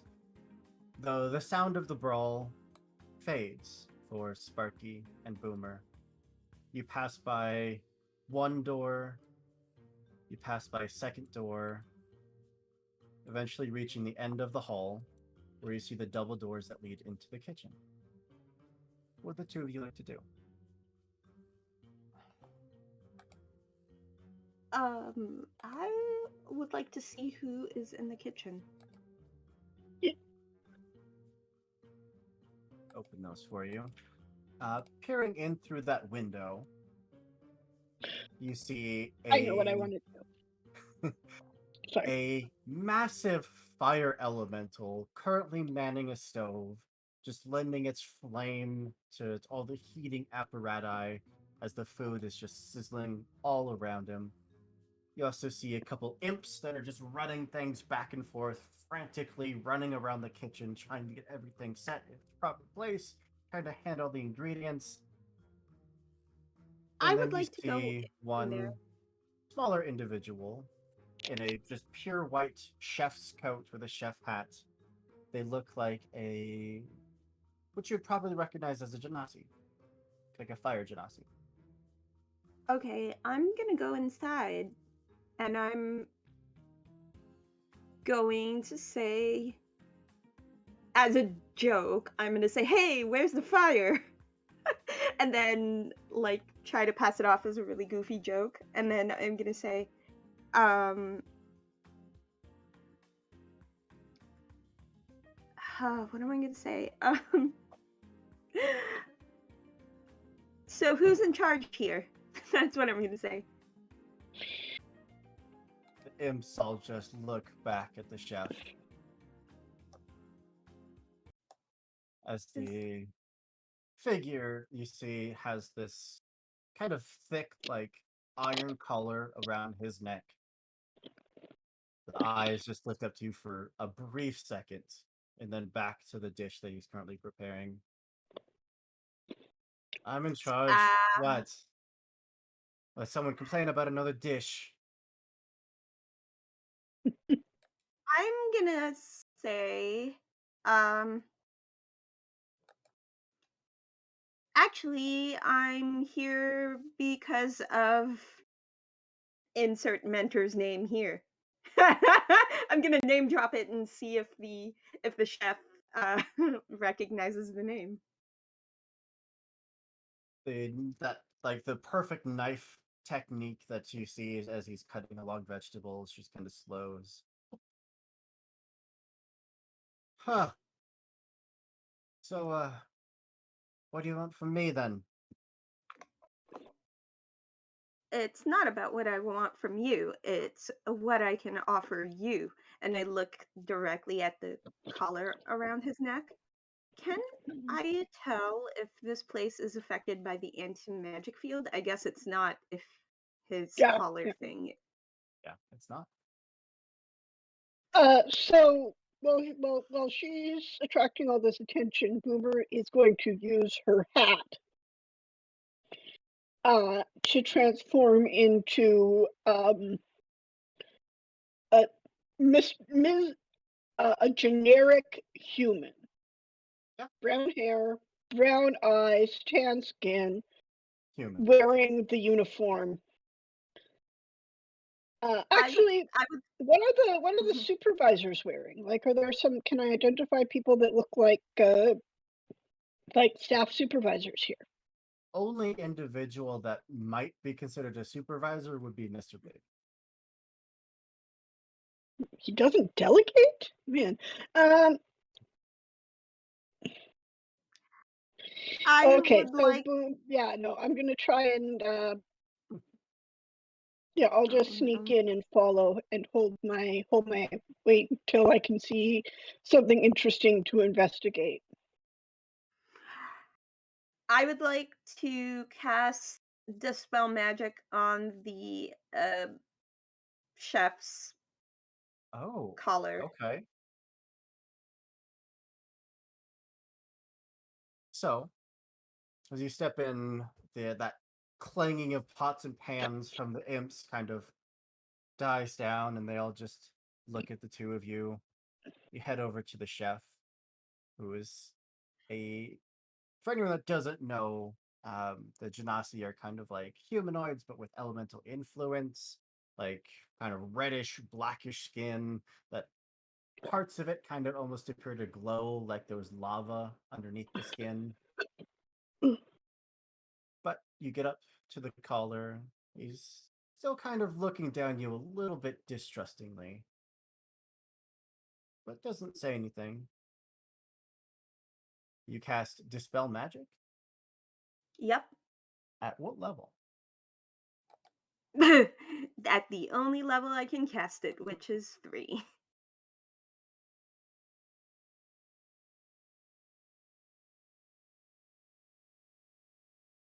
You cast Dispel Magic, and you can feel those tendrils reaching out, trying to just shred whatever magic binds this collar to no effect. What? You know? Oh no. It had a I don't get a check. momentary effect, but the magic is not powerful enough. I don't get a check for it? No. Okay. I'm gonna use magic awareness, which will let me see any strong magical influences in the room. You'd have the collar and the massive iron door at the other end. To give you some mechanical explanation here, the collar can be removed by either a remove curse spell or a greater restoration.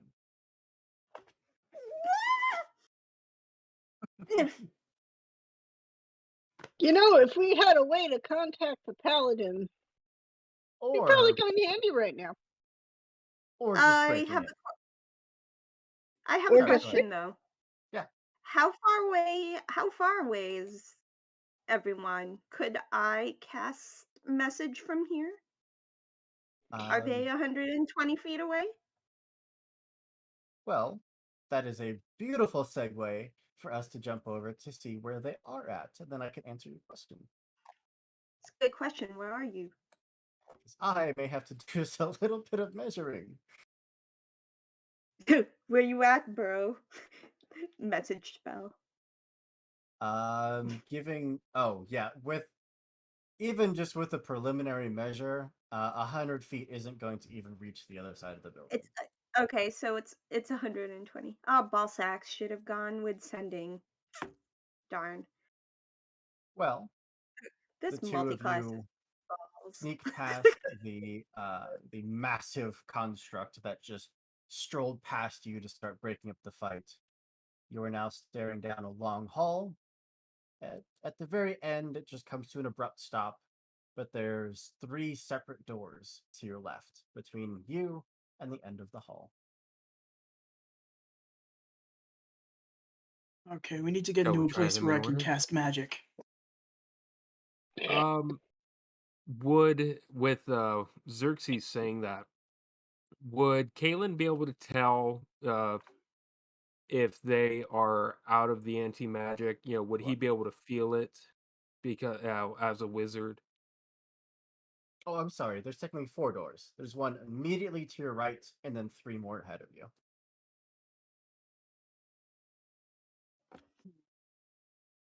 Yeah. Yeah. Still, he would. Would Kalen be able to tell if they're out of the anti magic zone or not? Yep. Okay. You should be able to cast here. I just get the sensation. That absence is gone. Okay, and if that is the case, I will go ahead and pull on my divine ability to cast Locate Object on my sword. Ooh, okay. I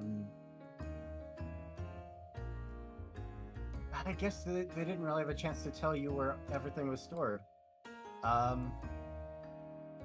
So locate object, it is unable to penetrate like a foot of stone, like an inch of lead, something like that.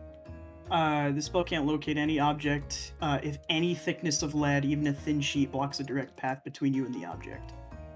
Yeah, unfortunately, nothing. Shit. Okay, that's a no-go.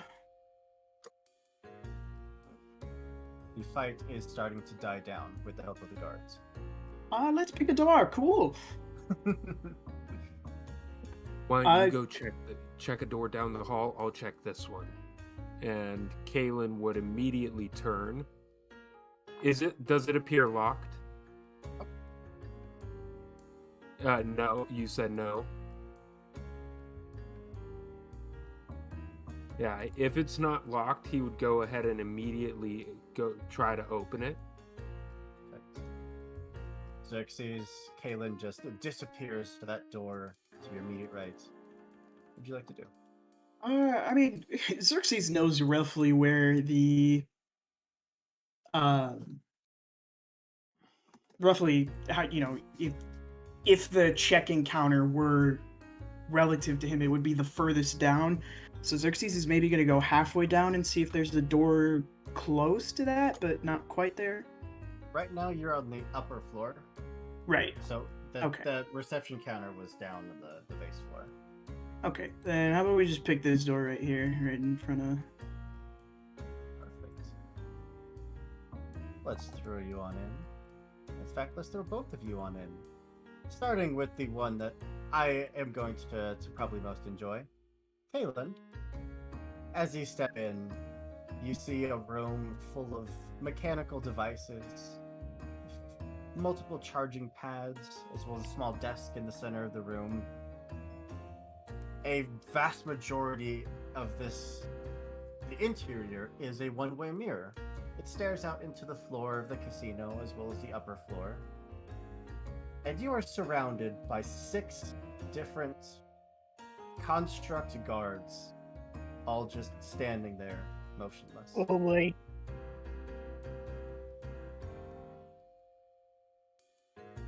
I imagine he probably went through the door, quietly shut it, turns around, and then just kind of freezes. So none of them appear to have noticed him. Just standing there. Like they're just. It looks like looking at it looks like they're basically charging. They're in their charging stations. What is on the desk in front of him? Is there anything like a treasure or like a chest? Yeah, because he's looking for the chest to try and find this scroll for their for the monks and for those who hired them. You see a lot of readings kind of showing you the statuses of the various guards around. What's your passive perception? Passive perception is a 15.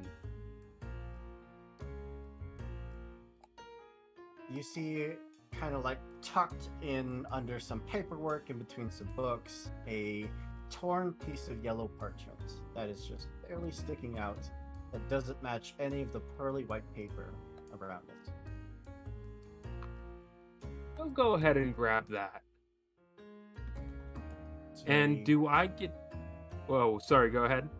It's a very basic phrase. It just says, "Eye in the sky." He's gonna go to the desk. Does it look like he can shut down all the guards from there? Or would he have that sense looking at it Doesn't look like as it if it can might shut. be? It's more like it's readings. But there are multiple screens on that desk that are currently not illuminated. Like security cameras, they're just not active. Okay. And do any of them appear like does he see Mr. Big on any of the screens? They are all inactive. It looks like they need to be activated. He's going to go ahead and activate them, and he's How? going to take that phrase and type it in if it calls for a password. No, there's no like keyboard or anything. He'll go ahead and speak the phrase. There you go.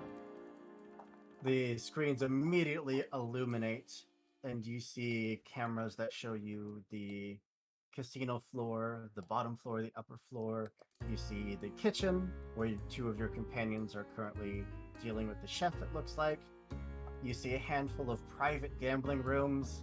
One of Actually, he them, probably, well, he wouldn't see me. Xerxes has stumbled into. As well as you see the fight has started to... It's almost entirely broken up by this point. The only thing that you don't see is into Mr. Big's office. You do also see a place that looks very much like a vault. Is there on the screen, is there any form of map to indicate where the vault might be? Unfortunately, it's just showing you the view from the cameras. Okay. But, as you were sitting in there, we will jump over to Xerxes. You step into the room, which is a private gambling room. Oh. I need to roll the high roller table. Would you roll a d4 for me? I sure would. I would love to. Thanks, Pat. You're so welcome, buddy. The Pat Sajak Vanna White joke, but that's okay, I'm old. So, at this table, they are currently playing Red Raven. It is a human werewolf sitting at the table. I mean, that's displayed publicly, but that's okay. As well as a handful of other very professional-looking card sharks. Mm-hmm. There we go. I didn't know if I clicked that button, it was going to just publicly display, but that's all right. Everyone at the table all turns to look at you, just staring. There's a vast sum of chips stacked up in the center of this table. Okay. What's up? The door to the room shuts behind you. Oh. Alright. That Hello. Werewolf individual just like scoots his chair over, pats the empty one next to him. Have a seat. I didn't exchange for chips yet. I've just got gold. Is that okay? Fine with me. Everybody else? You get a series of nods, but the vast majority of them just ignore you. Okay, sure. I played Red Raven once at work. Xerxes will sit down.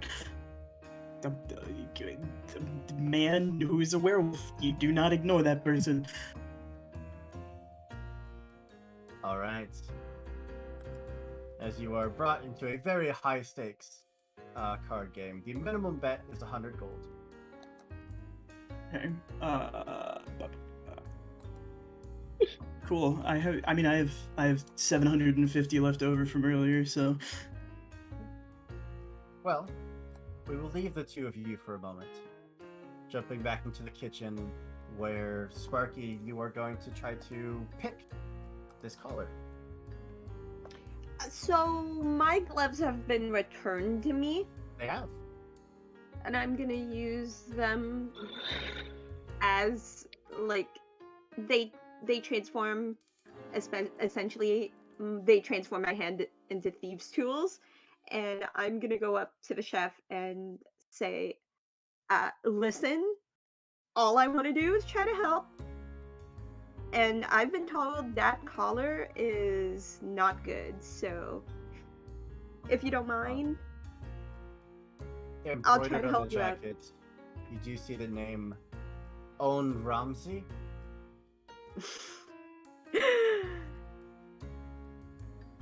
Yes.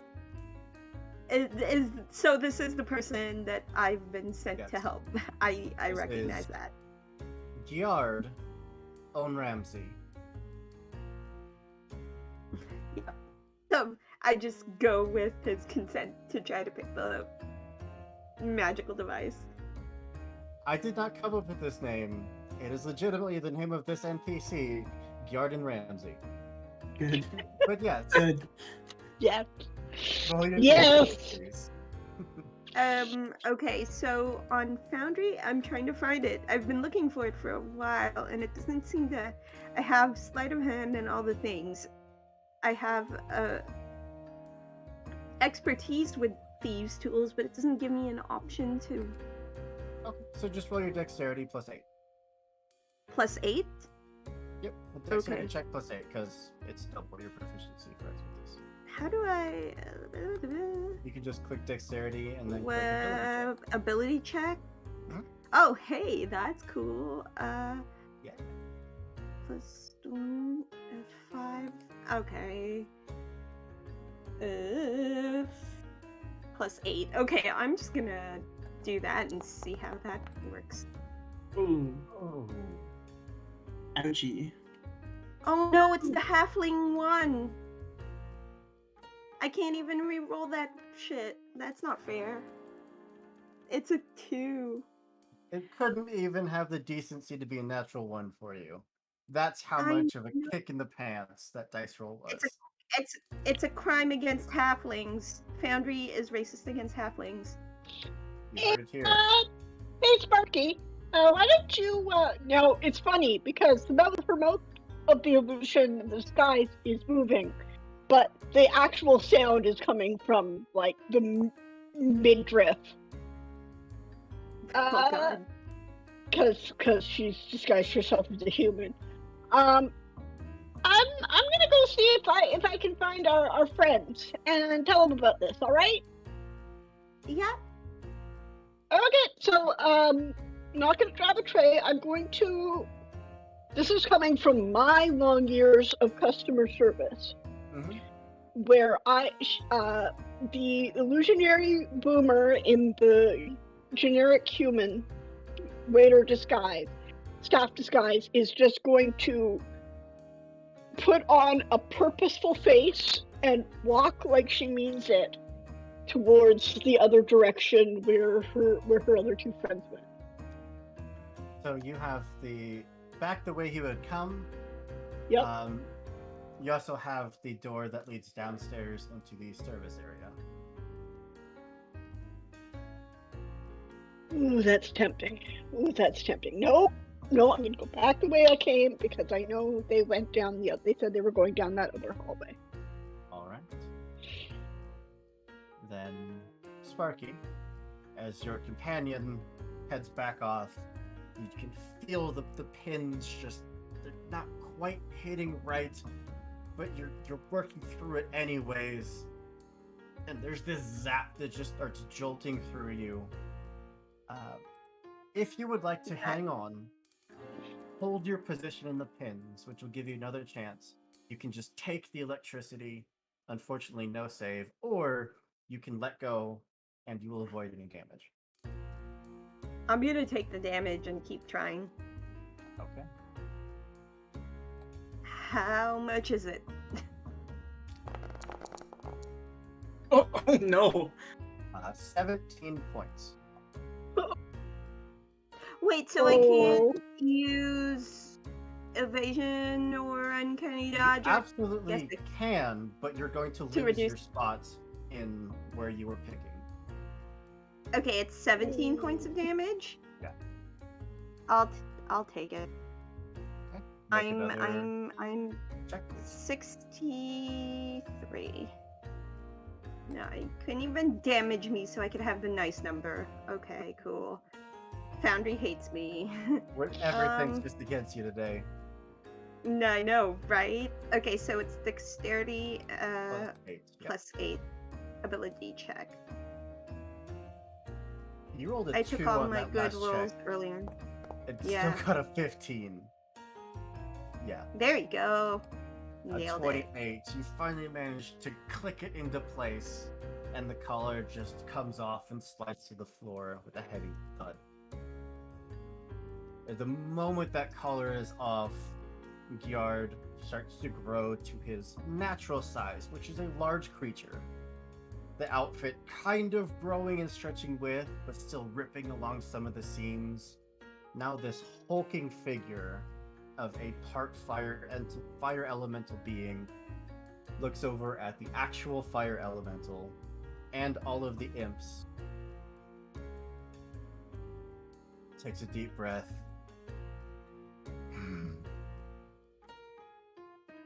Let's get out of here then. And starts heading towards that iron door. What, you're not coming with?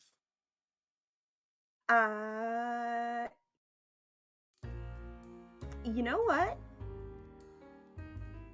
I'll be right there. I just gotta take care of some other things, you know, new job and everything. But I'll see you there. And I'll like give a smile and just like, you know, enjoy your you know, and she gestures kind of wildly like I want to pick up the collar though. Sure. And I just go, I'm gonna get rid of this and let them go on their merry way. That massive iron door is opened as Gyard has to kind of squeeze through, but the fire elemental just, you know, it does what it does and it just squeezes through the space. The imps are just chipping and cheering and immediately following behind. You hear a massive fireball go off on the other side of that door before it comes to a shut. As whoever was down there isn't down there anymore. I know that for a fact, right? So if we were gonna try to go down that way, I know that it's. Also means that you are probably now on a timer. Yeah. Do I know that that's the like essentially the door that I was trying to figure out last time? Yeah. Yep. So it's a full circle thing. You know what? Actually, yeah, I'm gonna. Essentially, my plan is I'm gonna bail through that door in 20 minutes anyway, but I want to see how the rest of this plays out. Perfect. So you start heading back towards your companions. We remove all of these individuals from the map. When you get to that set of double doors to start walking to the hallway, the hand that has the collar just tugs back on you as you try to leave. Even just pulling on it, it physically won't go through the doorway. The collar is meant to keep whoever's wearing it in the kitchen forever.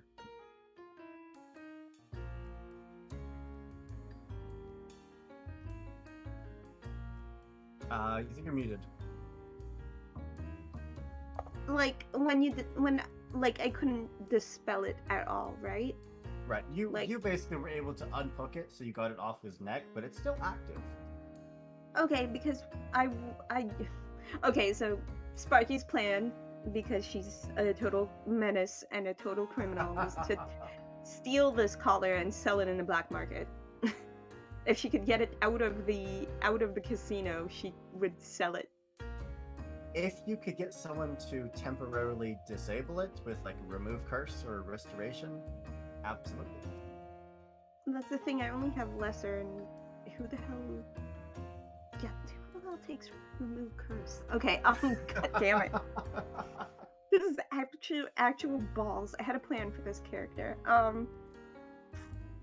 Sorry.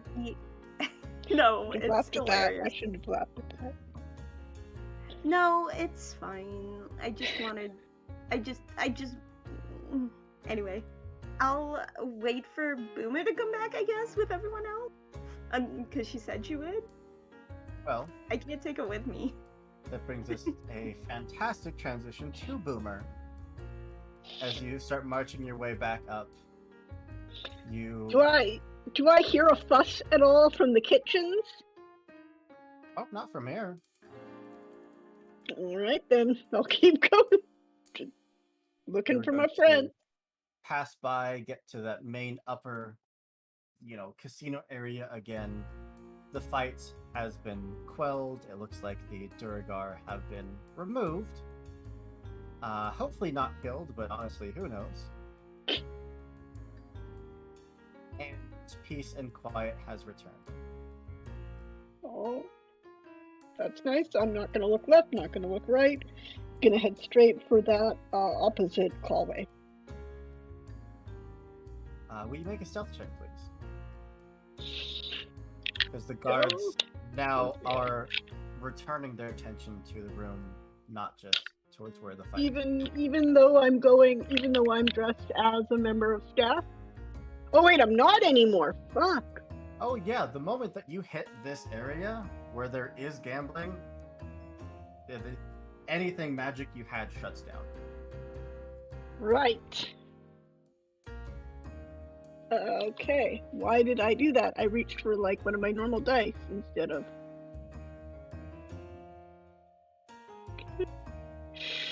Cool. I'm not terrible at stealth. Still don't know why my sheet's not working, but whatever. I'll just do it this way. And that'll be +2. Did it go? Oh boy. So that's an 11 total. 11 versus their passive perception. Yeah.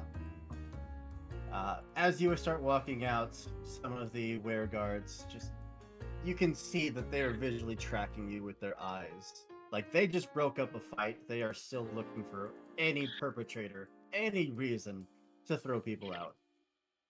Do they recognize me?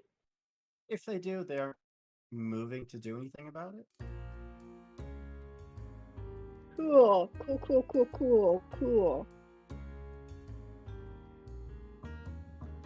If you would like, you could return to your original plan.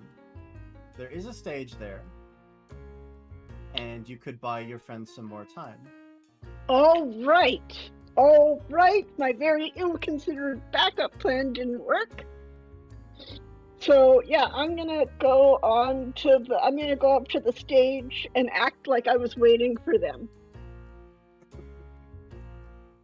Would you make a performance check for me, please?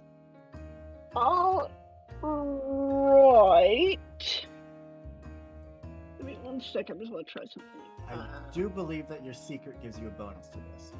Yes, my secret will give me a +2. So.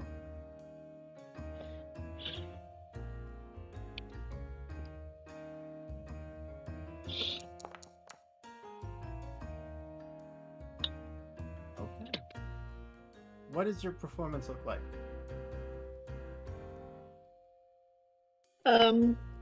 It's a big fat goose egg. Is it singing, dancing, just joke telling? It is being strong. Just start lifting things. Yeah, I'm gonna lift heavy things. If there is a piece of metal, I would, bend it into a pretzel shape. Because unlike performance, I can actually do that. All right. But your act is going on. How effective it may or may not be, I guess we'll find out. Xerxes. Yes. Would you roll a? Honestly, how were you going about this card game? Like, do you have a strategy? Xerxes is not playing the card game. Xerxes is just they are playing, but they are not playing very seriously because they do have some money to blow.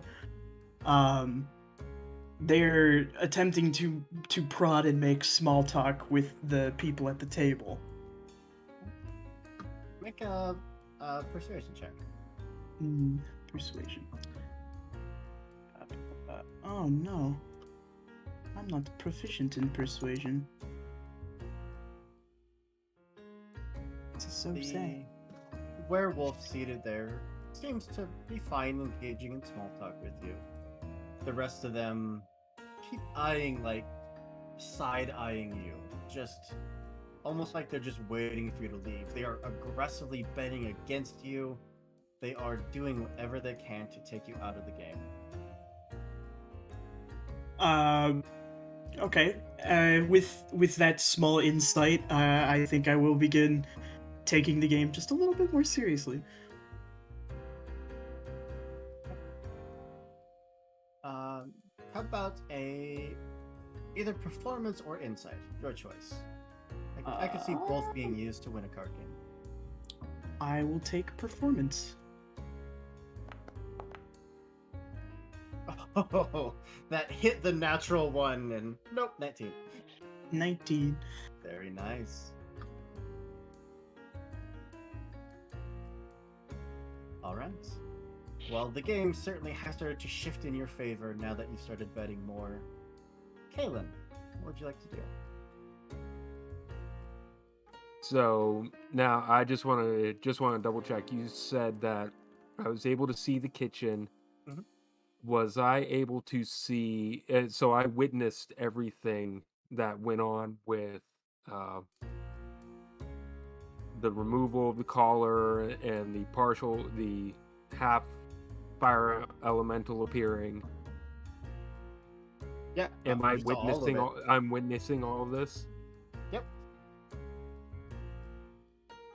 And I am assuming then that I witnessed the fireball go off in the adjacent room. And the charred remains of whoever was left still left behind. Yeah.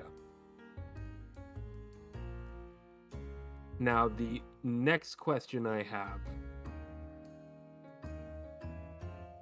partially pertains to my secret. Would I be aware of whether or not entering the ethereal plane through the etherealness spell would permit me to go ahead and bypass the anti-magic zone? Yeah, I would say so, And because thus- we're not on this plane of existence anymore. Yep. Now would I still have oh no, it's a demi-plane though, so I wouldn't be able to see anything since it's would I You be can able to see- see because the etherealness spell says Oh, it that wouldn't work.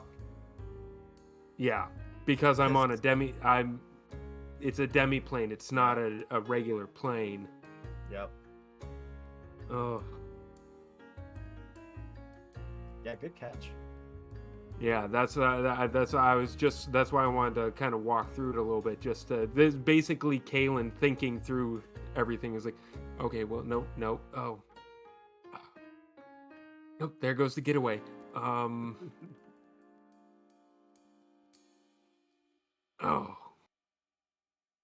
is there any sort of alarm, like a button that he could hit when he sees the fireball go off in the other room? Would there be an alarm button he could hit that would almost I set would off say an so, alarm yeah. for the entire? He's going to go ahead and hit that. Okay. Let's get some more dramatic music going. As all of you hear the alarms start blaring, red light starts flashing out. Whatever guards happen to be near you within line of sight, automatically they are up and they start running. Kaylin, including the 6 guards in the room with you. Nice. He is going to So we are then technically in initiative right now. Initiative. Brilliant. Cool. Cool. Cool. Let me get you all added to the initiative order, and it rolls automatically for everyone, so no need to worry.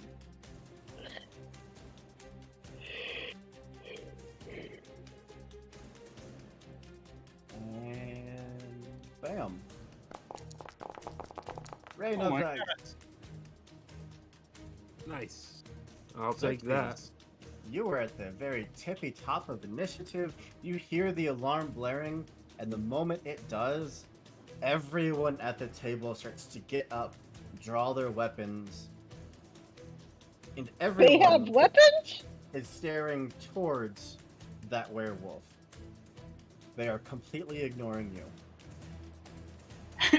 Xerxes will also stand up and will go, whoa, whoa, whoa, wait. Before you do anything, where did you get those? They could not be less interested in you. Seriously, I will leave, I promise. Just tell me where you got them. Did you sneak them in? It's an easy question, yes or no question. Did you sneak them in, and then subsequently, where did you get them? Down the hall? 100% ignoring you. Oh my god, do you want to come with me, dude? There's a lot of confusion on his face, but at the moment it's just this standstill. He definitely looks over at you, and there's that contemplation of whether or not he trusts this brand new stranger. Would you make a wow, I have Pathfinder on the brain. I want to see diplomacy check. Persuasion? Persuasion, thank you. Yes. Yes, I will. Big number. He immediately turns and starts bolting for the door. I better be able to trust you.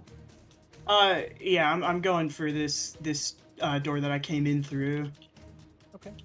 I'm still interested in being in the back halls. They are going to get a few attacks of opportunity off against the werewolf. I'm gonna roll those. 1, 2. Nope, that's a 9 and an 8. Both of them just clean misses. He just ducks under them and is at the door in a heartbeat. The 2 onto you, however. 1, 2, 13, and an 11. Not at all. Yeah. Both of you just get out of there as blades, as fists just swing out trying to catch you. But the 2 of you are out into the hall. You could have answered me, dudes. And then rest of my movement speed, I will just go down this curvature. What is your movement speed? My full movement speed is 30. You can get down to there. You still have your action and your bonus action, so you could dash. Yeah, bonus action dash. I'm gonna kick this door open here.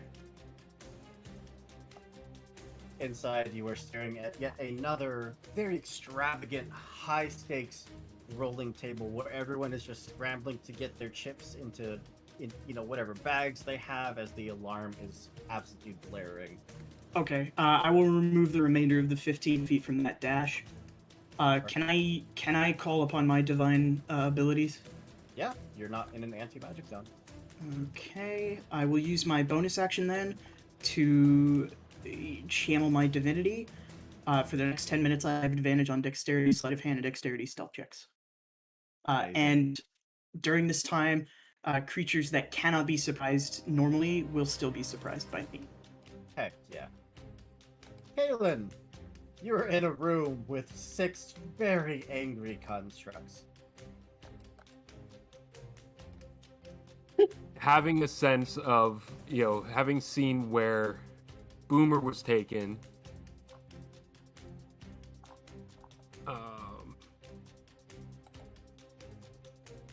he is going to dimension door over to what he assumes is the one room he cannot see.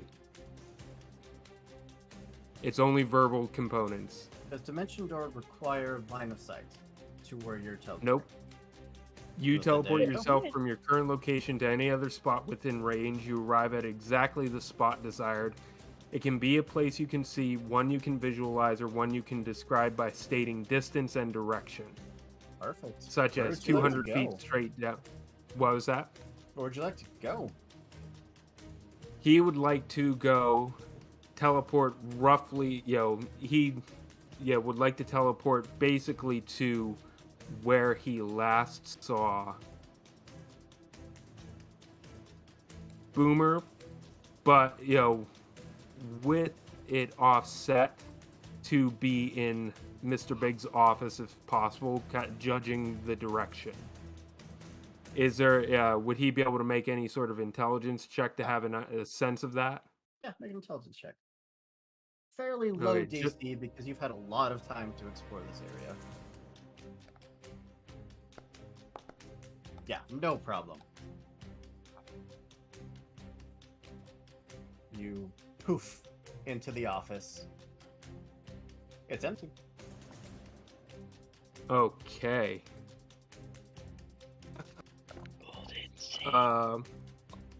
Next, Roll he's damage. going to. Right there. Yep. I was gonna say he's gonna look for the chest. And it's very clearly just positioned Right. first thing you see.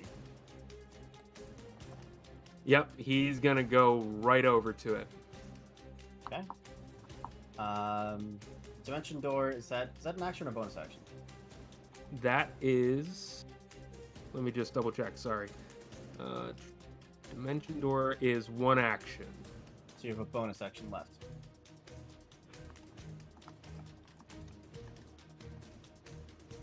Yeah, he is going to. Unfortunately, the only other thing, the only other useful bonus, only the other thing he can really do as bonus action is Misty Step. So, he's going, or would he build it? No, I'm guessing he wouldn't be able to open the chest It is using a bonus action. safe, so it's gonna take a fairly Oh. detailed. Yeah. Yeah. There's nothing he can do with his bonus action. All right. Takes us to Boomer. All right. The alarm is blaring. What audience you had watching your performance has all turned and started to run downstairs. Okay, then I am going to take advantage of their distraction to try and sneak back the way I came down that leftward hall. Yeah, absolutely.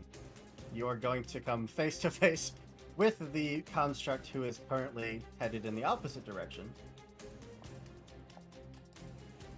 Pretend I wasn't and just get out of their way and hopefully they'll go on by.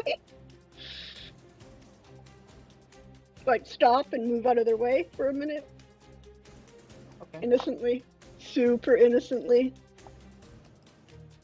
I'm below their line of sight, right? So Their move is going to get them to there, which is literally at you. cool. Cool. It doesn't seem to care much about you. I'm gonna try and move around it. Yeah. And I'm probably if it goes to make an aggressive move, I'm just gonna freeze. I'm gonna stop. What's your movement speed? That'll be a grand old 35 feet somehow. Oh, 35 faster. feet will get you there. Okay.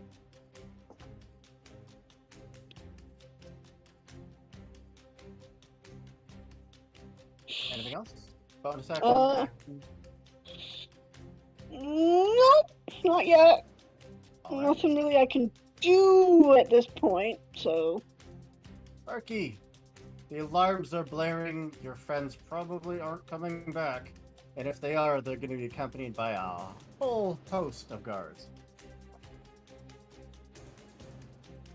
I'm gonna make a run for it. Down the stairs. Looking for an exit. But you have been through here.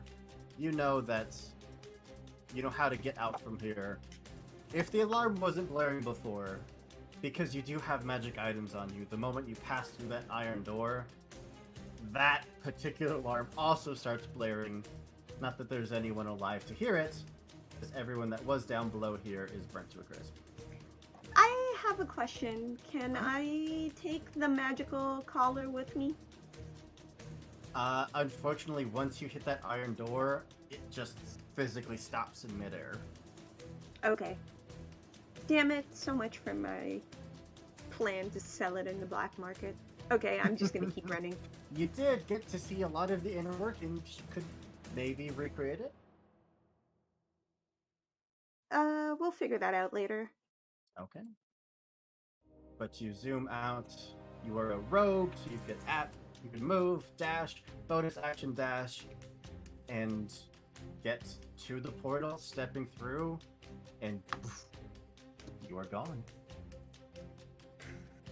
Nice Blink out knowing of y'all. existence.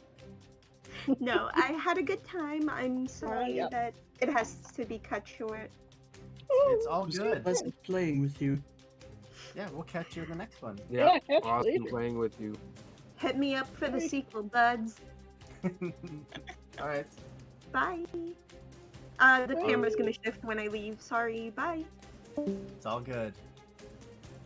As your rogue dips out, that brings us to the individuals who start piling out of that room, looking left and right, wondering where their quarry had gone.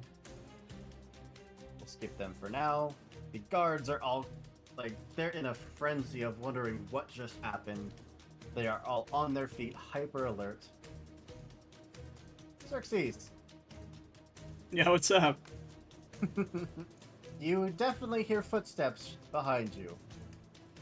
Cool. I'm gonna keep moving the direction that I don't hear them, which is straight down this hallway. Oh boy, let's kick that door open. Oh, hey. You just plant your foot into it, and it just flares with this magical feedback. It is under the effect of some magical arcane lock spell. Okay.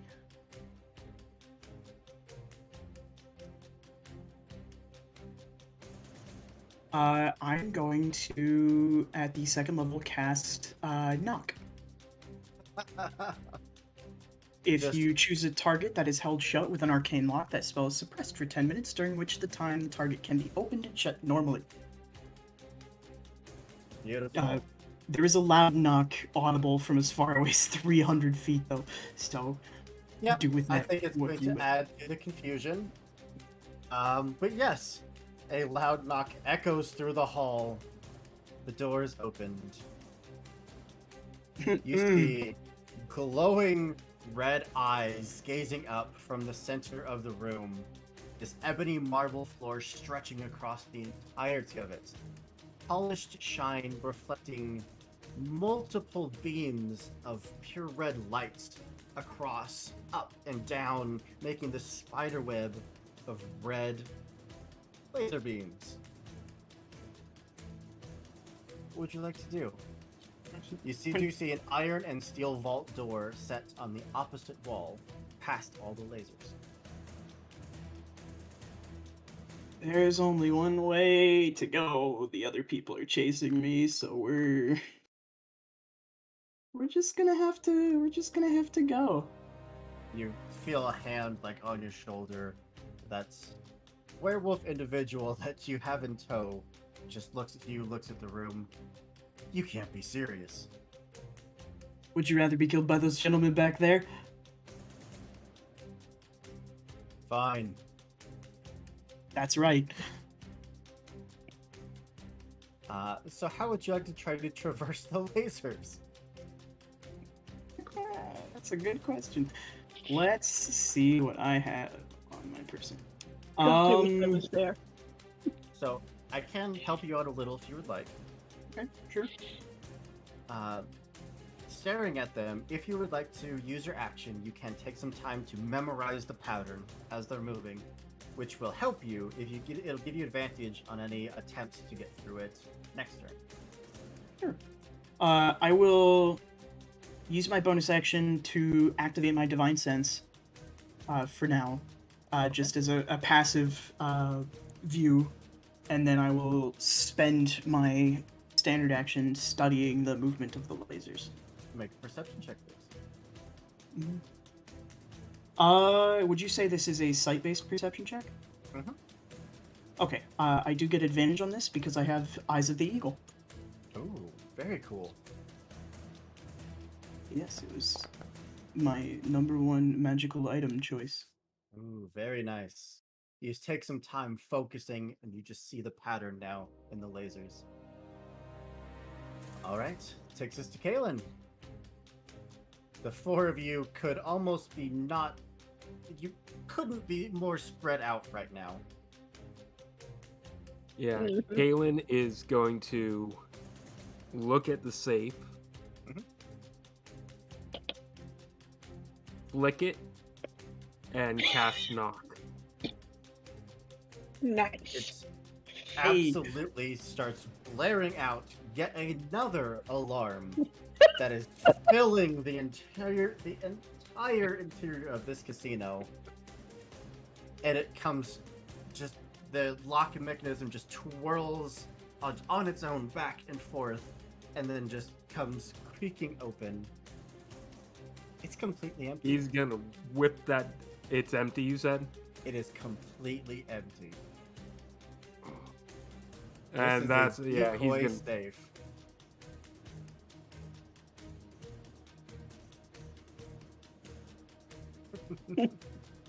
Yeah, figures. Looking around the room, I mean, you see the desk. You see like the armored statuettes next to the desk. You see the couch. You see the painting with Mr. Big just looking at you with just this shit-eating grin. What would you like to do? Yeah.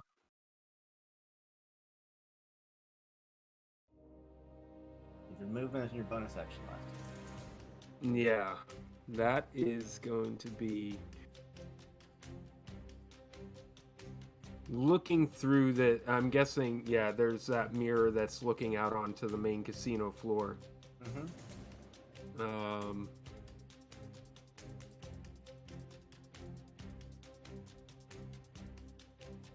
And he's thinking to himself, I can't. Misty Step would be a perfect bonus action. Has to be 30 feet that he can see, but he knows that he can't jump into the anti-magic zone. So he is going to. Let's see. Hold his action. I'm gonna have to hold off on anything after this. And I know what he's going to do next round. But yeah, he's not going to be able to do it. I'm not going to do anything else the rest of this round. He's basically cussing himself out. All right, Boomer. Wait, I'm the left-hand side. That's where his office is at, right? So that's Yep. So I'm gonna kind of like go. Wait, did the what's his face? The construct. Did he move? You're free to go. Yeah, I'm gonna go down. I'm gonna head into Mr. Big's office, and as I'm moving, I'm gonna fish out my knuckles. You step into the office, and you see Kaylin standing there in front of an open and empty safe. Oh, come on, anybody could have told you that's fake. Yeah. Salt in the wound. Let's go get our weapons. Agreed. Action and a bonus action. Yeah, but nothing much I can do with them except I'm gonna Actually, you know what? Yeah, I'm gonna do a magic awareness. What does that do? So, is there anything, any concentrated magic in this room within 60 feet of me that isn't behind total cover? I would say that there is absolutely magic in the painting. Yeah.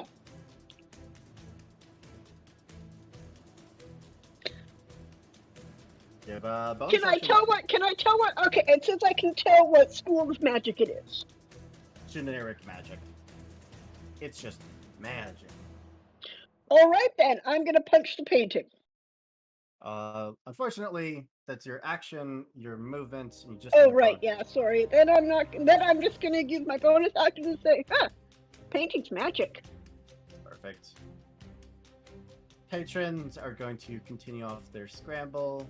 The guards are continuing the same thing, including Mr. Big, who is now headed up towards his office, which the two of you would see through the one-way mirror. Oh boy. Xerxes, Yeah, you what's got a up? laser grid in front of you.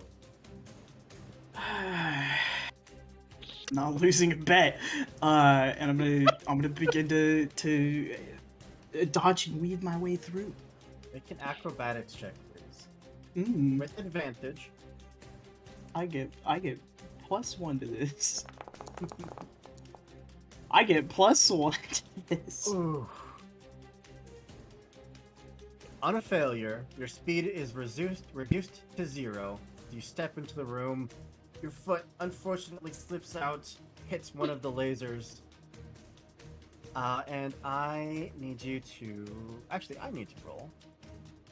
Is this gonna be another alarm? No. It's way more, way more fun. Would you say it's way funnier? I would say so. I doubt you would agree with me, but we'll see. No, whatever's about to happen is probably way funnier. Would you make a dexterity saving throw, please? I DC 20. DC 20. I have to Oh, roll 15 or boy. higher. How do I roll saving throw? You can click dexterity and then click saving throw when it'll pop up. Saving throw. Normal. Hot damn. I love this game.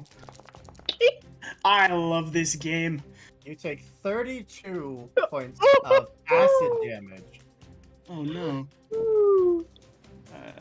32? You are hit by a ray of the prismatic spray that just pours a line of acid into your leg. Delicious. You got Only a those two slight wound. acid wash pants. Not losing this bet. Okay, well, unfortunately, that would stop your movement, but you still have your action and your bonus action. So you could dash to move again. I will dash, you know what? Make another acrobatics check with advantage. And +1. With advantage +1. I believe in you. Oh You my couldn't fail so badly twice. Oh, I did not roll with advantage. Hold on, I'm sorry. I clicked normal on instinct. Okay, I'll take the 19. The DC of the acrobatics check is 20. Son of a gun. You would take another step, just forcing your way through. I need to roll another d8, and I need another dexterity saving throw. Yo, you got it, Chief.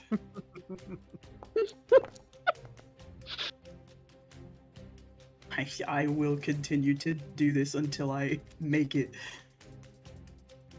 Well, good news, bad news. An 8, normally on a prismatic spray, means that you just roll twice and you take both. That is not the case here. Okay. Instead, you take 10d8 force damage. At a worst case scenario that almost Oh, that's the best case scenario. 42 points of force damage. I love that for me. How are you looking there, I'm still Chief? standing strong. I don't know what you're talking about. Not even Hold on. bloody yet. Let me check something real quick. I am bloody technically if we're. Oh, it's one action. That's so sad. I'm just Okay. trying never to mind. amp you up. Just trying to be your hype man. No, I mean I have a lot of hit points, so Alright. Well, you got hit by an acid beam, you got hit by a force beam, but you were just trudging your way through. Kaylin. Okay. Kalen's going to quickly turn to Boomer and say, Mr. Big's coming. Watch the door. Boomer's gonna plant Or lock herself. it. Oh, I guess And that makes more sense. Boomer will close the door and. Can I use my action to try and hold the door closed? Sure. Your turn is next, so absolutely. Yep. Okay. Kalen is going to quickly check. He's going to hurry over to the painting after she pointed out, and he's internally berating himself again for allowing himself to be distracted. What's your passive investigation? Passive investigation is 19. Ooh. You just do a quick scan of the painting of the area around it, the statuettes, the desk. And it's just like following a trail in your mind of like, it's not that, got it. And you just start like rummaging your hand around the desk. So you reach underneath, you feel a button click, and the painting immediately swings out like a door. Okay. And so do I see anything in front of him? Does he see anything in front of him? Behind the painting is a easily 200-pound solid steel and lead safe. I'm guessing that was his action. Basically, he used the. No, that was your passive. No. I was gonna say, opening the painting. Would that qualify as his action? Oh, that was your passive investigation. Okay, just wanted to double check. Knock. Again, He's gonna use another second level spell slot to cast knock. third thundering boom around this casino, and it again spins until it finally clicks and opens up. Inside, roll some dice. Inside is, from a quick glance, looks like about 7,000 worth of coins and gems, like evenly divided into a handful of leather satchels, as well as a about 2 to 3 foot wide golden relic chest.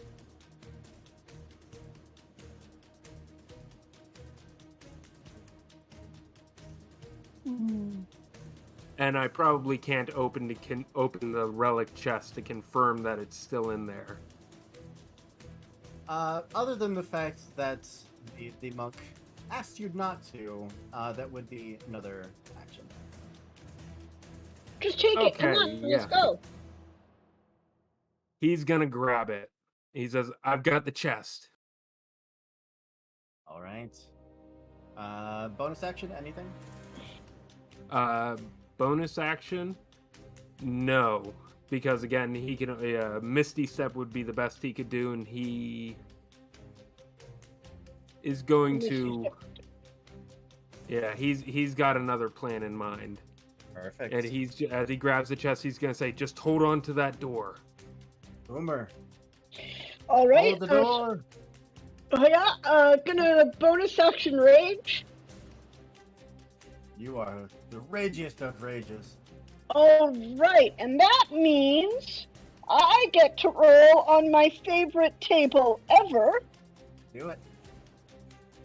Roll a d8. Roll a d8.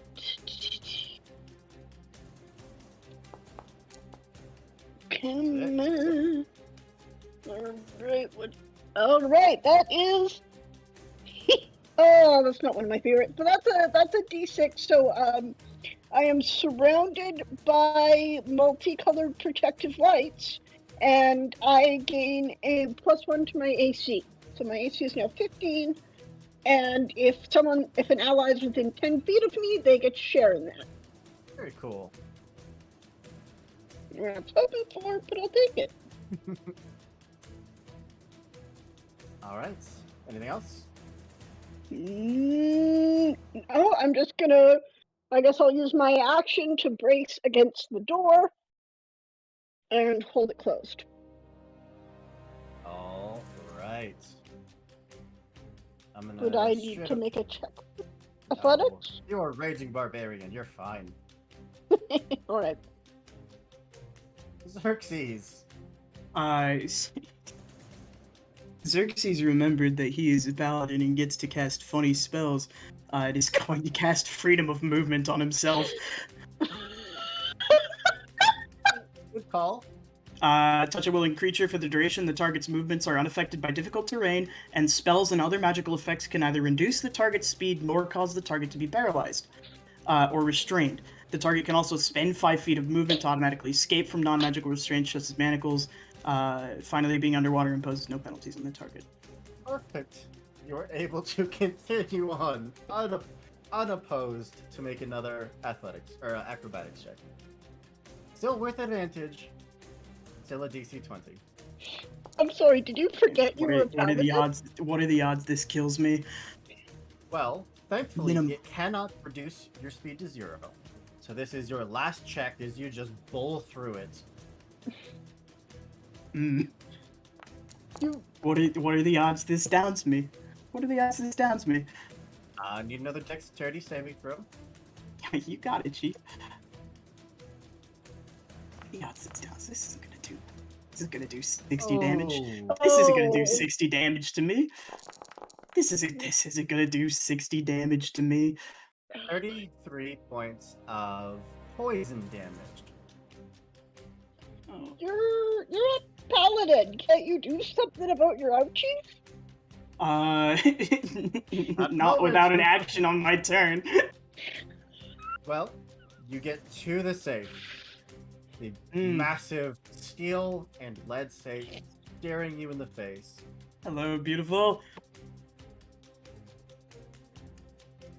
The door is 5 feet wide, 10 feet high, made of a mixture of steel and iron, with a wheel mechanism that controls the lock.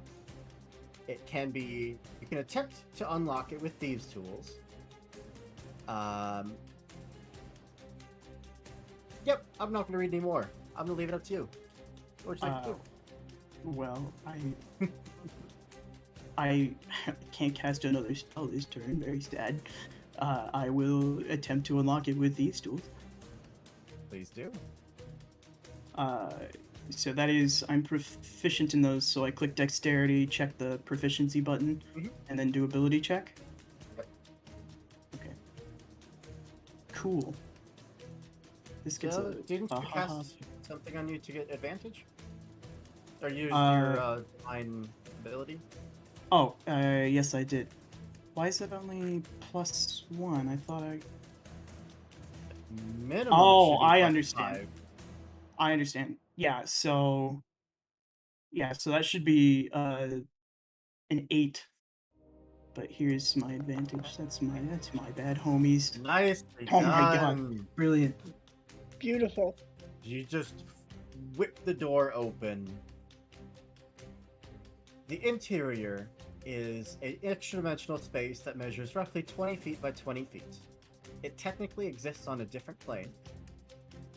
Any breathing creatures closed inside could survive a minute equal to 10 divided by the number of creatures. Which for you, so it would just be 10 minutes you decide to lock yourself in. Side.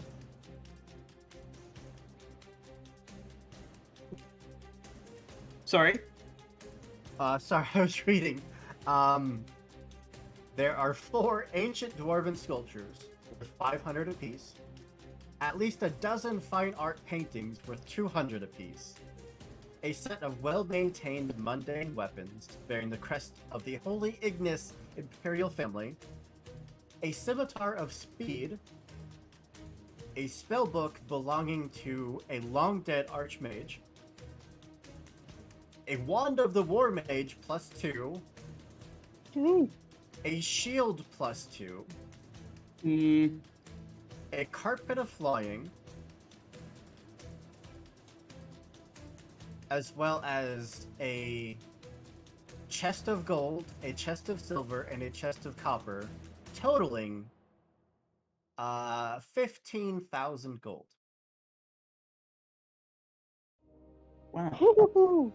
All of that except 3 items that I want stuck. It's about money. That carpet flies. Well, you have, I mean, close to probably 100,000 gold worth of objects and gold in here. What if Yeah, I but told that's you? not gonna fit on the carpet. Details. So what would you like to do? You spent your action, you still have the rest of your movement, and a bonus action. I will go inside. I'm gonna unfurl the flying carpet if I can, with an object interaction. I'm gonna grab the wand, the scimitar, and I'm gonna pat the rest of the space for my werewolf buddy. Oh, he's still out in the hall. He absolutely did Oh, not follow you okay. from the I'll lasers. I'll pick him up on the way out. I said the wand, the scimitar of speed, and then I guess I'll if I can I'll grab one of the chests of gold. Like, grabbing that much would probably take another action. Okay, that's fair. Okay. I'm fine leaving the chest of gold for now. I can survive in here for 10 minutes. So you grab at least the wand, the scimitar, and the shield. The wand, the scimitar, the shield, and I unfurl the flying carpet, if you will. Okay. Grab a great Absolutely. axe. Let me double check. The activating the flying carpet is an action. Okay. So for the moment, you are sitting on the carpet. You have all of your loot. You're ready to go, but that'll be you next round. Mhm. Galen, we're going to jump over to you as something heavy slams into the door to the office again and again.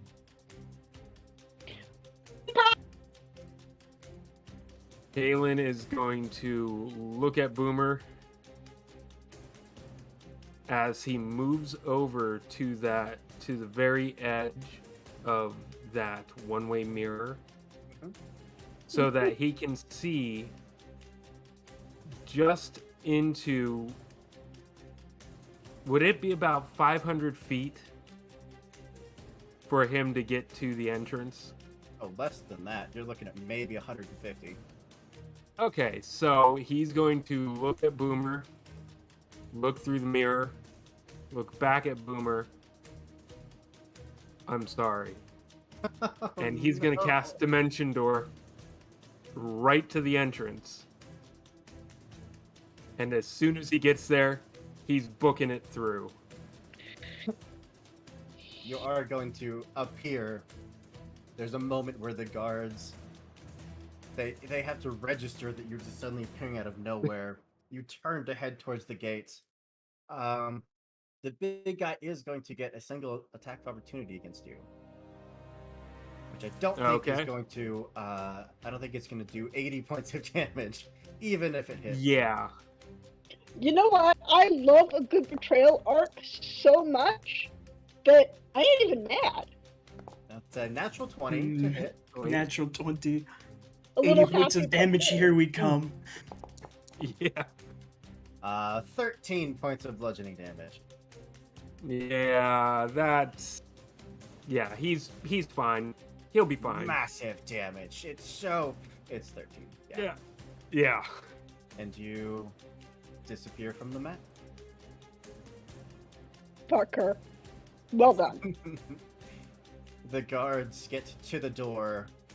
Now I need contested athletic checks between you and the constructs.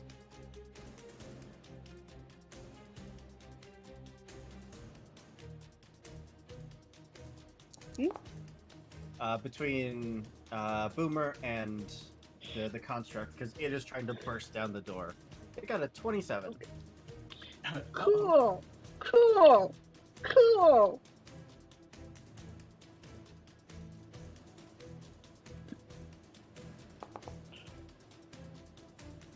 The door is physically blown apart.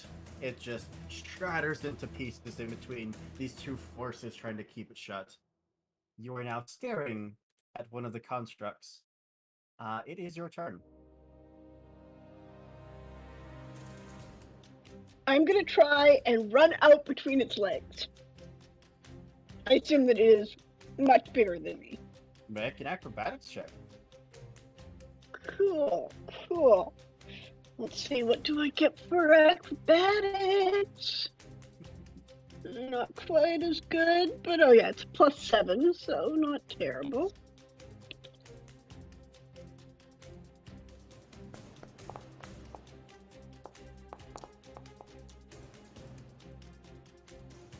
Uh, 16 to its 24. You just go to slide under, and one massive hand just comes slamming down to the floor, unfortunately blocking your path. Fuck. Okay, that was my action? No, I would say that your movement is just stopped there. Okay. In that case, I'm gonna attack it. Do it. So...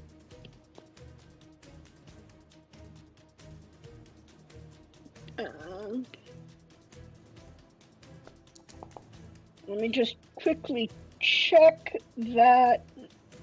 As I did say, oh, now I roll well.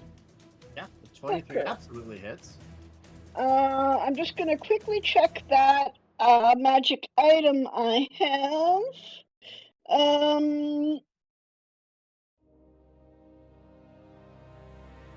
So yeah, you know what? I am right. I'm gonna do a D4 damage, and it has to make a. Oh, I guess. Oh, it's not a living creature, isn't it? It is not. It is a construct. Cool. Well, fine. Take my 1d4, you little pissant. Yeah. Bam. Yeah, you take that 2 damage. Put a little dent in it. Anything else? Nothing else I can do, unfortunately. Alright. Gonna wait for it to attack me, I guess, and then I have a reaction. Casino guards are going to start moving in. Cool. The brute is going to throw all of its attacks into you. Oh no. One, We did so two. bad at this heist. It was great up until the very last few moments. 20, a 25, and an 18. Yeah, those all hit. Those literally all hit. 11, 6, and 13. Alright, now just give me 1 30 second, because I am going to do. I do have a reaction, which is unstable backlash, Oh. which isn't as cool as it says. I'm going to means I get to roll on my favorite table once again. And hopefully I'll get something a little more offensive this time. 7. Okay. 7, and I have to check what that does. Wild Surge 7. Yeah, that's not really great. So all of a sudden, and so the little orbs that weren't doing shit for her anyway, the little multicolored lights vanish, and instead, from her feet spread out vines and flowers So now, within 15 feet of me, it is difficult terrain for my enemies. Gotcha. So you do take 30 points of damage as that big brute just starts wailing on you. Cool. Um, Cool. The were That's tiger great. is going to follow that up with a bite and a claw. There's the bite, which is a 16 to hit, Yeah, that hits. and the claw, which is a 20. Yeah. Yeah. The damage from the bite is 4 points of damage, and the damage from the claw is 9 points of damage, so 13 more. Cool. That's it for guards that could really do something. That brings us back to Xerxes. I'm also gonna grab the book, the dusty little book thingy, and I'm gonna maybe do a smart move and lay on hands myself. That's bonus action, Action. so you're not activating the magic carpet. I can't. Not right now. I have to. I can't chance flying the carpet out of there at my current stat. Okay. Lay on hands, heal yourself up. How much Yeah, of just- your healing pool are you dumping? I'm all of it. I need it all to get out of this room alive. The werewolf individual that's been watching you and is now seeing you take time to heal yourself and grab loot has turned and has disappeared down the hall. Okay, see you later. You have movement. I don't think you want to do it without the carpet. Anything else? Can I use my movement to talk to the carpet? Oh, good carpet. You can do it, buddy. No, I'm gonna make a promise. I'll make that promise with an action on my next turn, like a good action economy respecter. I so want to give you the chance to escape because you are now about to be soloing like 20 guards. No, I'll be flying above them. Yeah. Easy. Oh, I'll be soloing 20 guards. Boomer. You know what? Boomer's actually gonna do the right thing, and I'm gonna try and escape again. You could simply just jump off of the staircase and head down. Fuck it! Alright, go for it. You are going to take 2 attacks of opportunity. From the wire tiger. The bite is a 24, which will hit for 7 points of damage. Okay, And the brute, cool. its fist attack is a 13. I think that misses. Misses! Misses! First miss. But you are free to move. Alright, I'm gonna jump down the stairs and fuck it. I don't know where the other guy went. I know we achieved our objective and I know I got fucked over. I'm gonna head straight for the reception area, try and get like as I say with my full movement of 35 feet. So as much as I can. And then I'm gonna hold my action to attack a living being that comes close to me. Oh, so you're not dashing. Oh yeah, actually, yeah, I'm gonna dash. Fuck it, I'll Okay. dash. Gotcha. You just start dashing down the hall. You nearly make it to the doors to the kitchen, but not quite. Alright. Okie dokie. The guards are aptly going to start giving chase, but you are faster than they are.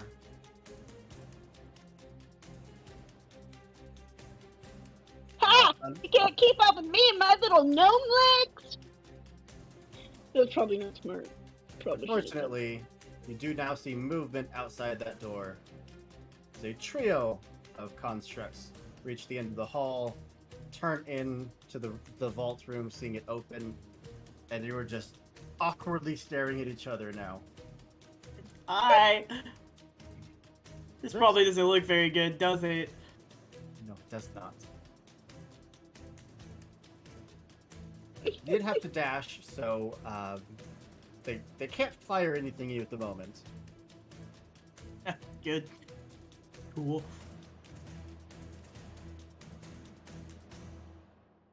But you're up. I'm gonna use my action. I'm gonna talk to this little carpet boy. I'm gonna make it a promise. I'm gonna say, hey, if you help me get the fuck out of here, I will let you go. It seems eager enough to get out that it just starts levitating off the ground. Yeah, let's go, buddy. And I'm gonna take my book, my wand that I can't use, and my scimitar and my shield.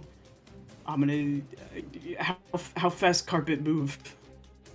I just had those stats up too. Vaults, black carpets. It's a 3x5, 80 feet. 80 feet of movement. My freedom of movement probably does not apply to it. This is so sad. I just remember that I could have had a bonus damage for raging. Would have been 4. Oh yeah, I'll add it. I guess we just full send it. I'd say, hey, let's get out of here. And if I can, I'd just like to fly. Does the carpet have an acrobatic stat? It's just yours. Okay. With advantage. Understandable. Oh shit. I'll take the 15. I don't think this can kill you. I think your health is high enough that you, no matter what I roll, you're going to survive this.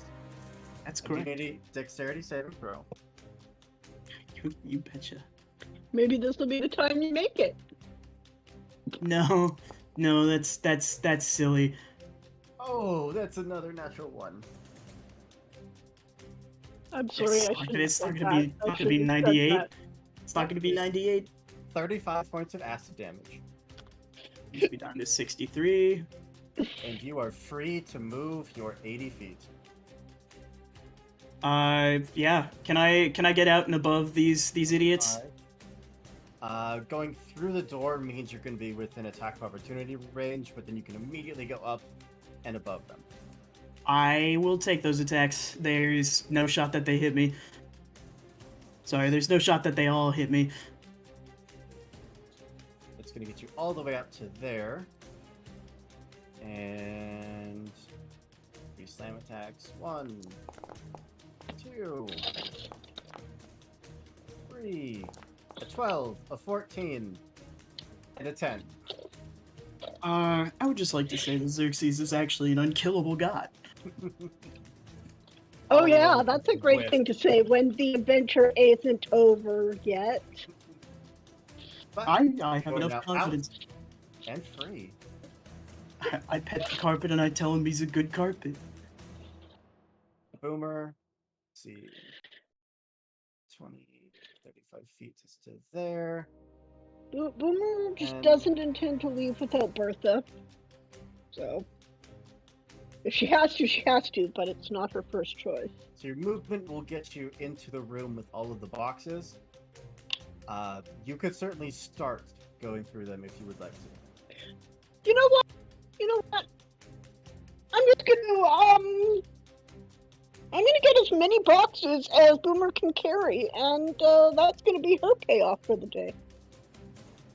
Okay. Maybe 2? These are like lockers. Oh, fine. Yeah, I'll use my action to go through them then. And Do you have any... thieves actually, tools you or know what? anything? Wait. I know what I'm gonna do. I'm gonna use one more of my detect magics. So it was your Does Berth- movement and your action to get here. Oh, okay. I think that's a bonus action, actually. Could be. It's a bonus action to,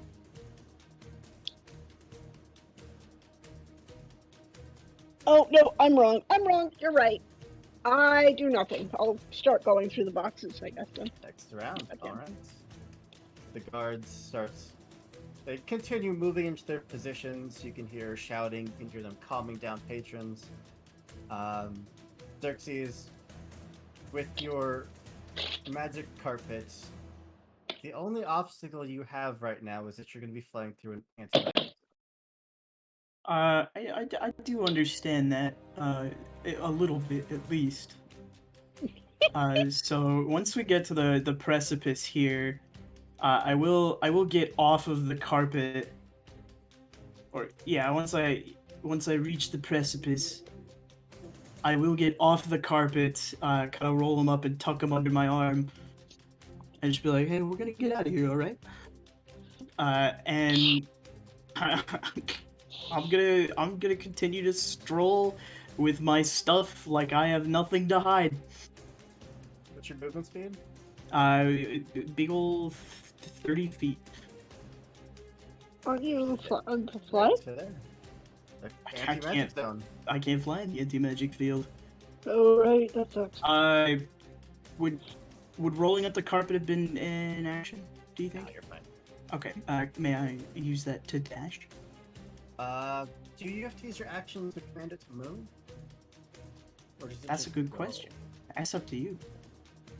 Well, let's look it up, since I have the stats right in front of me. Yep, you spend an action to make it move. Okay. So it moved, I moved. We both Like moved. that. You move. Bonus action finger guns at a patron. Boomer, how many rounds would you like to spend going through boxes? I'm just one. Well, actually, what I'm gonna do is I am gonna do. Bertha is a +1 great axe, so she should show up to my magic sense, my magic awareness. So I am going to. You would Can I- cast that to detect magic and magical awareness. The Yeah, I'm room gonna is use. completely dark. Oh fuck! The boxes are lead. The boxes are lit. Fucking fuck. You know, magic awareness actually. It doesn't say anything about lead. It lets you cast detect magic unless it's. No, it says as an action, you open your awareness to the presence of concentrated magic. Until the end of your next turn, you know the location of any spell or magic item within 60 feet of you that isn't behind total cover. They are behind total cover. Okay. Fuck. Yeah, I'll Great spend. try though. Oh yeah, I guess I'll spend a round looking for them. Okay. No, you know, no. Fuck. I'm gonna run for it. Oh no. I'm gonna grab like the top 2 boxes or whatever I can carry and hope one of them's like, you know, the ones near the top, because I don't think many other people have come in since us. Would you roll 2 D100s for me? 2 D100? Mm-hmm. One for each Oh. box. It's like a D200. What? It's like 4 D50s. No way. Cool. Roll 2 D100. It's like 8 D25s. 28 and a 40. Gotcha. You grab 2 boxes. Step out.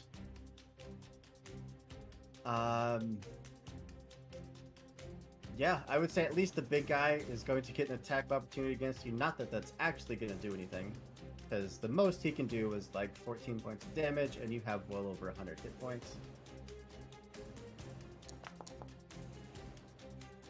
13. Nope. You managed to duck out. No problem. You are gone. Yeah. Ah, good. That leaves us Xerxes. I moved 60 feet. Well, you're gonna take quite a few longbow shots as they are staring Hey! up at you, holding a magic carpet. I found this. I beat your puzzle game. I gambled. It's one of I think- those, like Good, like arcade games, right? Good. Yes, good. I'm Excellent. rolling horribly. Oh well, okay, that's probably a hit. Yeah, that 24 hits, but none of the other ones do. And a natural 20. Oh. They're not gonna do 63 really- points of damage. They're But not you're gonna not do saying that. They're not gonna do First one is 63 points of 10 damage. points of piercing damage. Okay, they're not gonna do 53 points of damage on a crit. And 16 points of damage. For 26 total. Oh boy, calculator time. As from the bottom, the bottom level of the casino, the guards just start pulling out non-magic bow and arrow because that's what they have to, and just start peppering as you are running along the balcony. Hey! You guys aren't being very nice.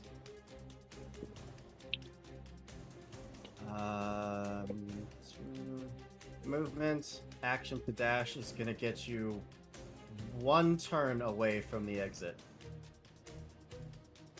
Anything you do for a little bit extra movement.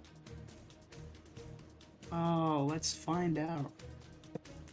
Just go barreling down the steps. They are gonna get a few attacks of opportunity, but it's gonna be negligible at best. No, that's a 9 and 16. Nope. I cannot boost my movement at all in this area. Okay.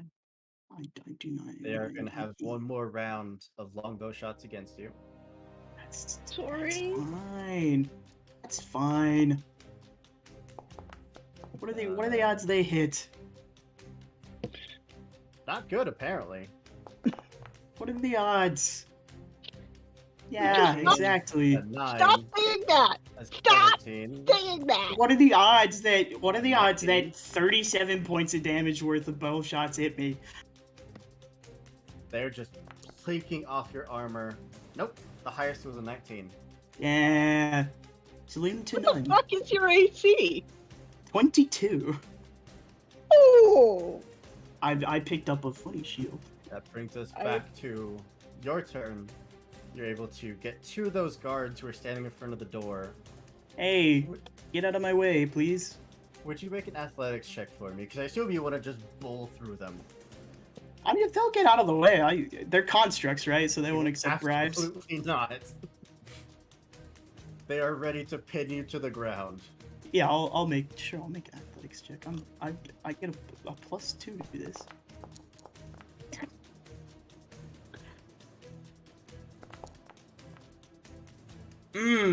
Delectable. So I'll say that they do both get attacks opportunity with advantage, but you're able to squeeze your way through. Okay. Otherwise, you would be trapped here, and eventually they would kill you.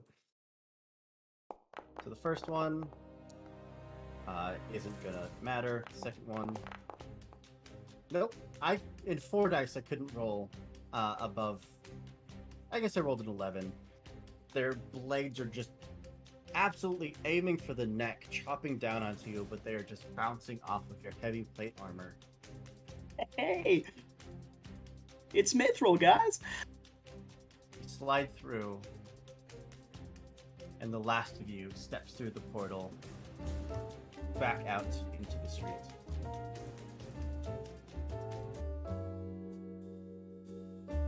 There's this moment of calm as you're standing there, catching your breath. The cool I would night like- air of the street hitting you. Go ahead.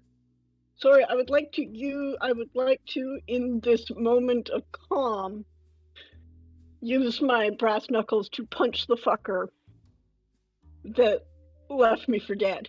Oh, he escaped like 5 rounds before you did. He is Yeah, long he- He's gone. just gone. He All would right. have dimension as soon as Kaylin got out the door, got out through the portal. He would have dimension doored another 500 feet away Well, and just bolted. with that, the conclusion to this little heist is actually an entirely different one-shot because they created it with the Holy Heist being part 1 and the Chase being part 2. So for the moment, at least, that is where we're going to put a pin in it as our thieves here. Their fate is currently unknown. They're certainly going to be pursued by Mr. Big, who is not going to let this slight go unanswered. And maybe next month we'll get to see the conclusion to this. Fingers crossed. He's not going to do 37 points of damage to me. No, certainly doesn't have casters or anything. Anyways, thank you all so much for being here, for supporting the Weave the Tale. It's a fantastic group of people, group of nerds. They put on a bunch of amazing shows, and I'm just so lucky that I get to be here and be part of it. So thank you so much to Taylor and Nikki and Mitch and everyone else that had a hand in producing this and putting it together. Thank you to Crucible for letting us, giving us access to this, letting us run it, letting us show off their very cool products. But yeah, I want to pass it back over, let my lovely players here once again tell you who they are, and if you're working on any projects people can check out, where they can find said projects. We will start to my camera left with Rob. Me first again, the traitor. Fuck Um, you! Sorry. That was love. Hi y'all, yeah. Thanks for joining us. My name's Rob. I go by RPG Theologian on Discord and Twitter, and you can actually find me on Friday mornings Eastern Time playing at the Black Dragon Roleplay channel, where we play some D&D 5e. We have a persistent campaign we're running, and I play the Human Ranger Saoirse there, though you can also find an iteration of Kaylin, who is also a bit of a traitor, in a mini-series we ran on our YouTube channel. So definitely, but check us out. But thanks for checking us out here. This was an awesome session, awesome group of people to play with. Y'all are great. Heck yeah. With that, we'll move over to JT. Hi, thank you for having me. I'm JT. I am at WeebJeets on Twitter. I tweet funny stuff sometimes. You can find me this Wednesday, I believe, on Hoop's channel for a one-shot, for the one-shot parade. We are doing some fun stuff over there. But otherwise, I'm kind of just bouncing around. I'm happy to be a guest. This was a lot of fun. And Hoop, thank you for running the game for us. Of course. That is all I have. All right, then over to Kaylee. All right, I'm gonna, I hope you guys are comfortable because I got a bunch of stuff I'm working on. First of all, thank you so much for running this. Thank you to everyone that made this happen. I had a lot of fun. If for some gods know why reason you want to see more of me, you can find me on Twitter at Bruce Cayley, at BruceKailee, and you can catch me Wednesday night on a different Hooper. That's Mr. Hooper's Imaginarium, where I play Noodles, the goblin who is a explosives obsessed creature in a post-magical apocalypse Earth, if that's something you'd fancy. I also have a Patreon where I have some short stories on there to read, which you can find at the Writing Gnome. So hopefully you'll check those free-to-read stories out. One more thing, because I'm sorry. I'm also working on, I'm looking for playtesters for my own tabletop RPG that I'm writing called Retail Hell, which is a bunch of retail workers get dragged down to hell and have to survive a shift at the Pandemonium Emporium. So thank you very much for having me and for listening to all of that. Absolutely. Of course, I'm Andrew, your games master for the evening. Not usually a face that you see over on Beeve, but every once in a while, once they need to throw some 5e in there, which I am just super excited for because I love tabletops of all kinds. You can find me on Twitter at Lost Caravan RPG. You can find us on Twitch at the same title, Lost Caravan RPG, where we just play a bunch of nerdy things, roll a bunch of dice, and have some fun. So I think we are throwing a raid over to Stella. And I think as long as everyone's good, as long as I get the green lights from our tech, I can go ahead and give us the outro. I'd just like to say, just remind everyone to be good people, to do good things, and see you next time, everybody. Bye. Bye.